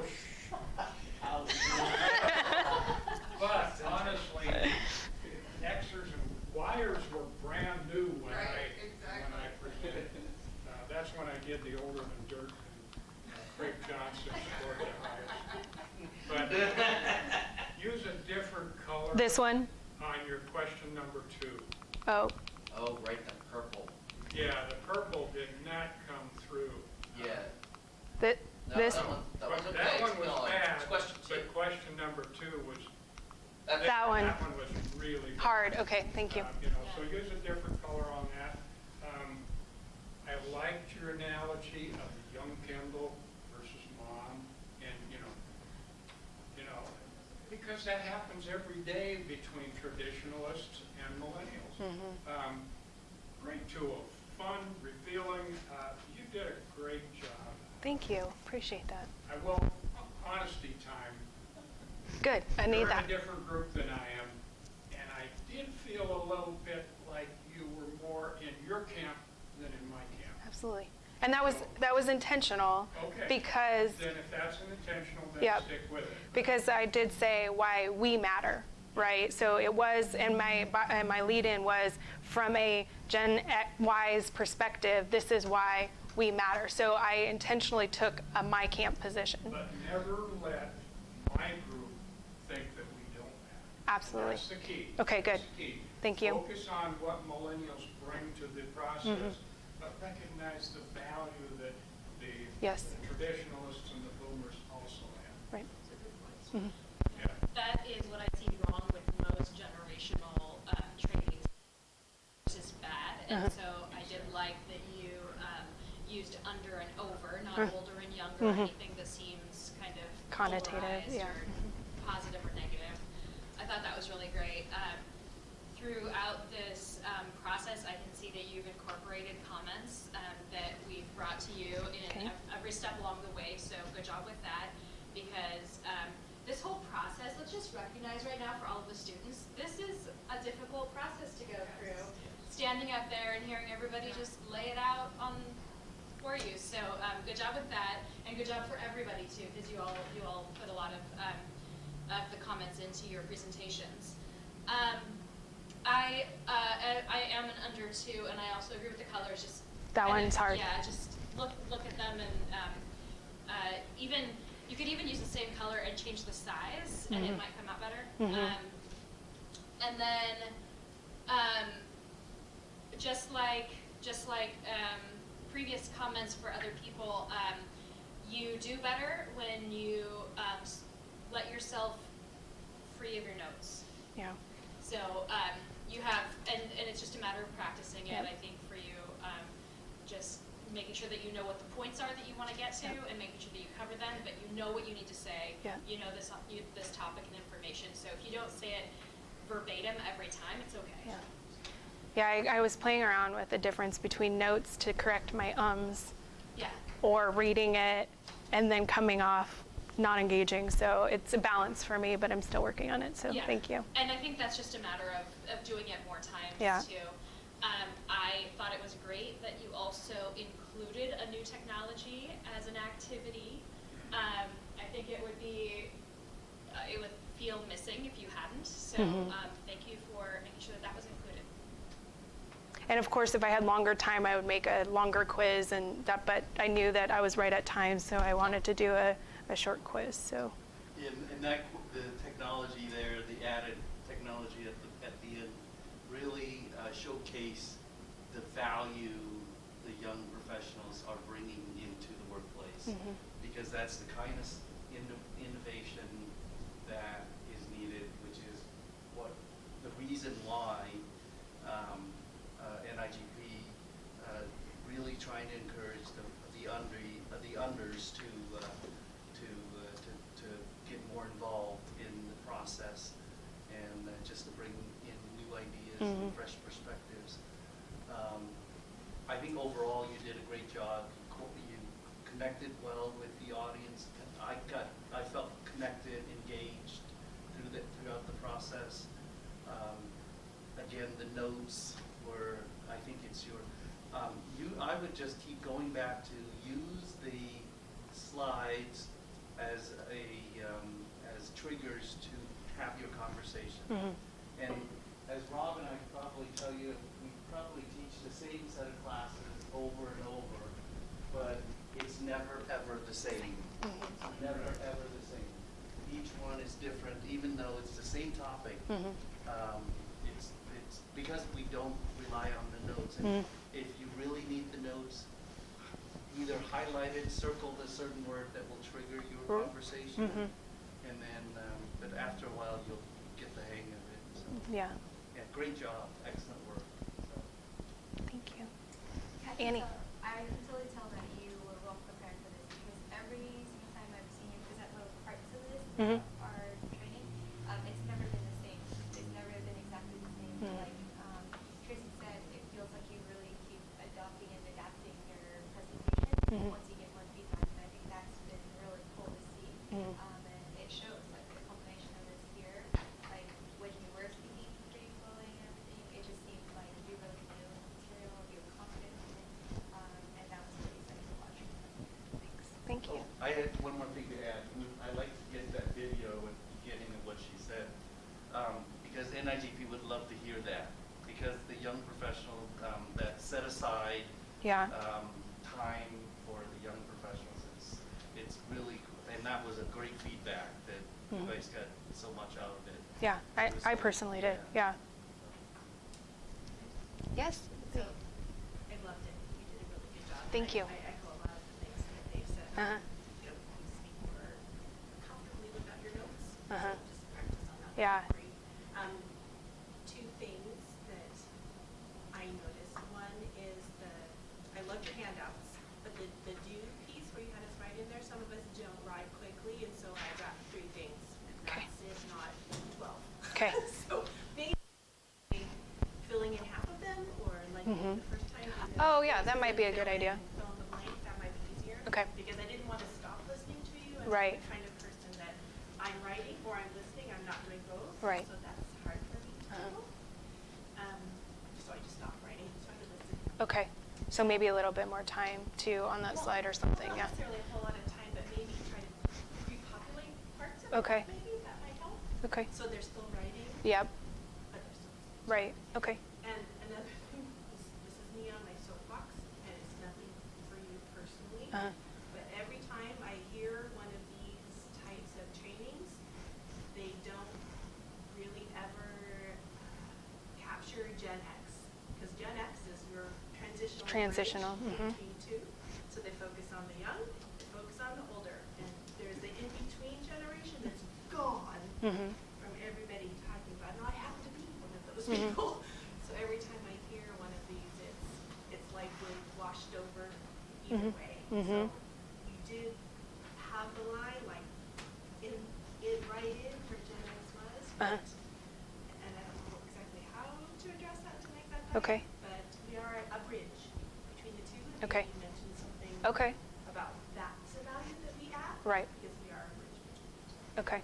Yeah, and I struggled a little bit about how to give an authoritative look into the generations that I'm not a part of.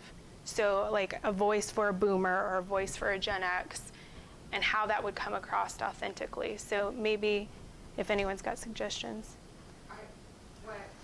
I will say what I did like was that the way that you presented it from your perspective.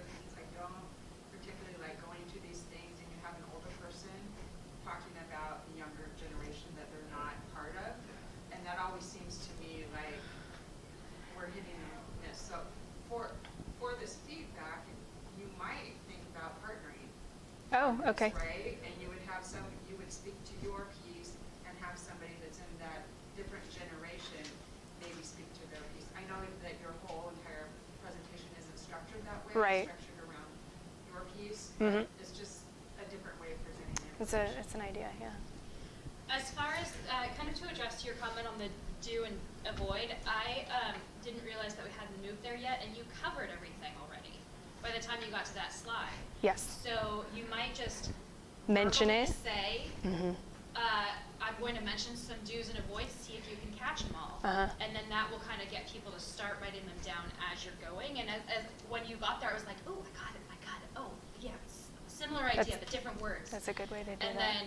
then that's just an opportunity for people to fill in what they missed. So Yeah. that might be a way, without even changing what you've Right. done, to just, because you already talked about everything. Another thought on that option is that your do avoid list, if you can boil those sentences down to like Mhm. one or two, but no more than three Mhm. words each. Then it's So when I was easier to- thinking when I was writing them down, I tried to write it down verbatim, right? Right. And some of them were a couple lines long, and I was like, one, I'm running out of room, and two, I'm running out of time. So Right, I was okay. just like, get the words that capture the concept and just put that in. And it may be even something as simple as me leaving it up as like Yeah. we're Yeah. adjourning and stuff like that, and going back to that or something like that, so There that you go. people can. All kinds of ways. Right. Thank you. I appreciate those. So I was just thinking, one way to interject a different generation Uh-huh. in terms of their value in that process Uh-huh. is just to, ahead of time, find folks. A in the planter, audience, yeah, uh-huh. Yeah. Yeah. And just, what do you think about this, Rob? Right? We won't go to which generation it was. Ask Rob. Would you share a little bit about the contribution from your generation? Or we're going to talk to different groups about Yeah. different generations, I like right? that, the contributions. Yeah. Okay. Yeah, that'd Because be. I think Exeter did a lot. We were the We're do the nothing. bridge. Yeah, we were kind of the do nothing. But we get overlooked on every one Yeah. of these. Mhm. We get overlooked. It's all We can about touch. boomers and millennials. Right. There's a big generation of people working in that. Yeah, there was like 53 million in the workforce, so it's a large generation. No one Feel wants to talk about a underappreciated, bridge I'm that's saying. working. That If the bridge wasn't working well, you'd talk more about it. There you The go. bridge works, Yeah. right? So, you know. We run into boomers. We're the just a best little bit. generation. All right, well, Thank thank you. you very much, Kendall, great Very job. good.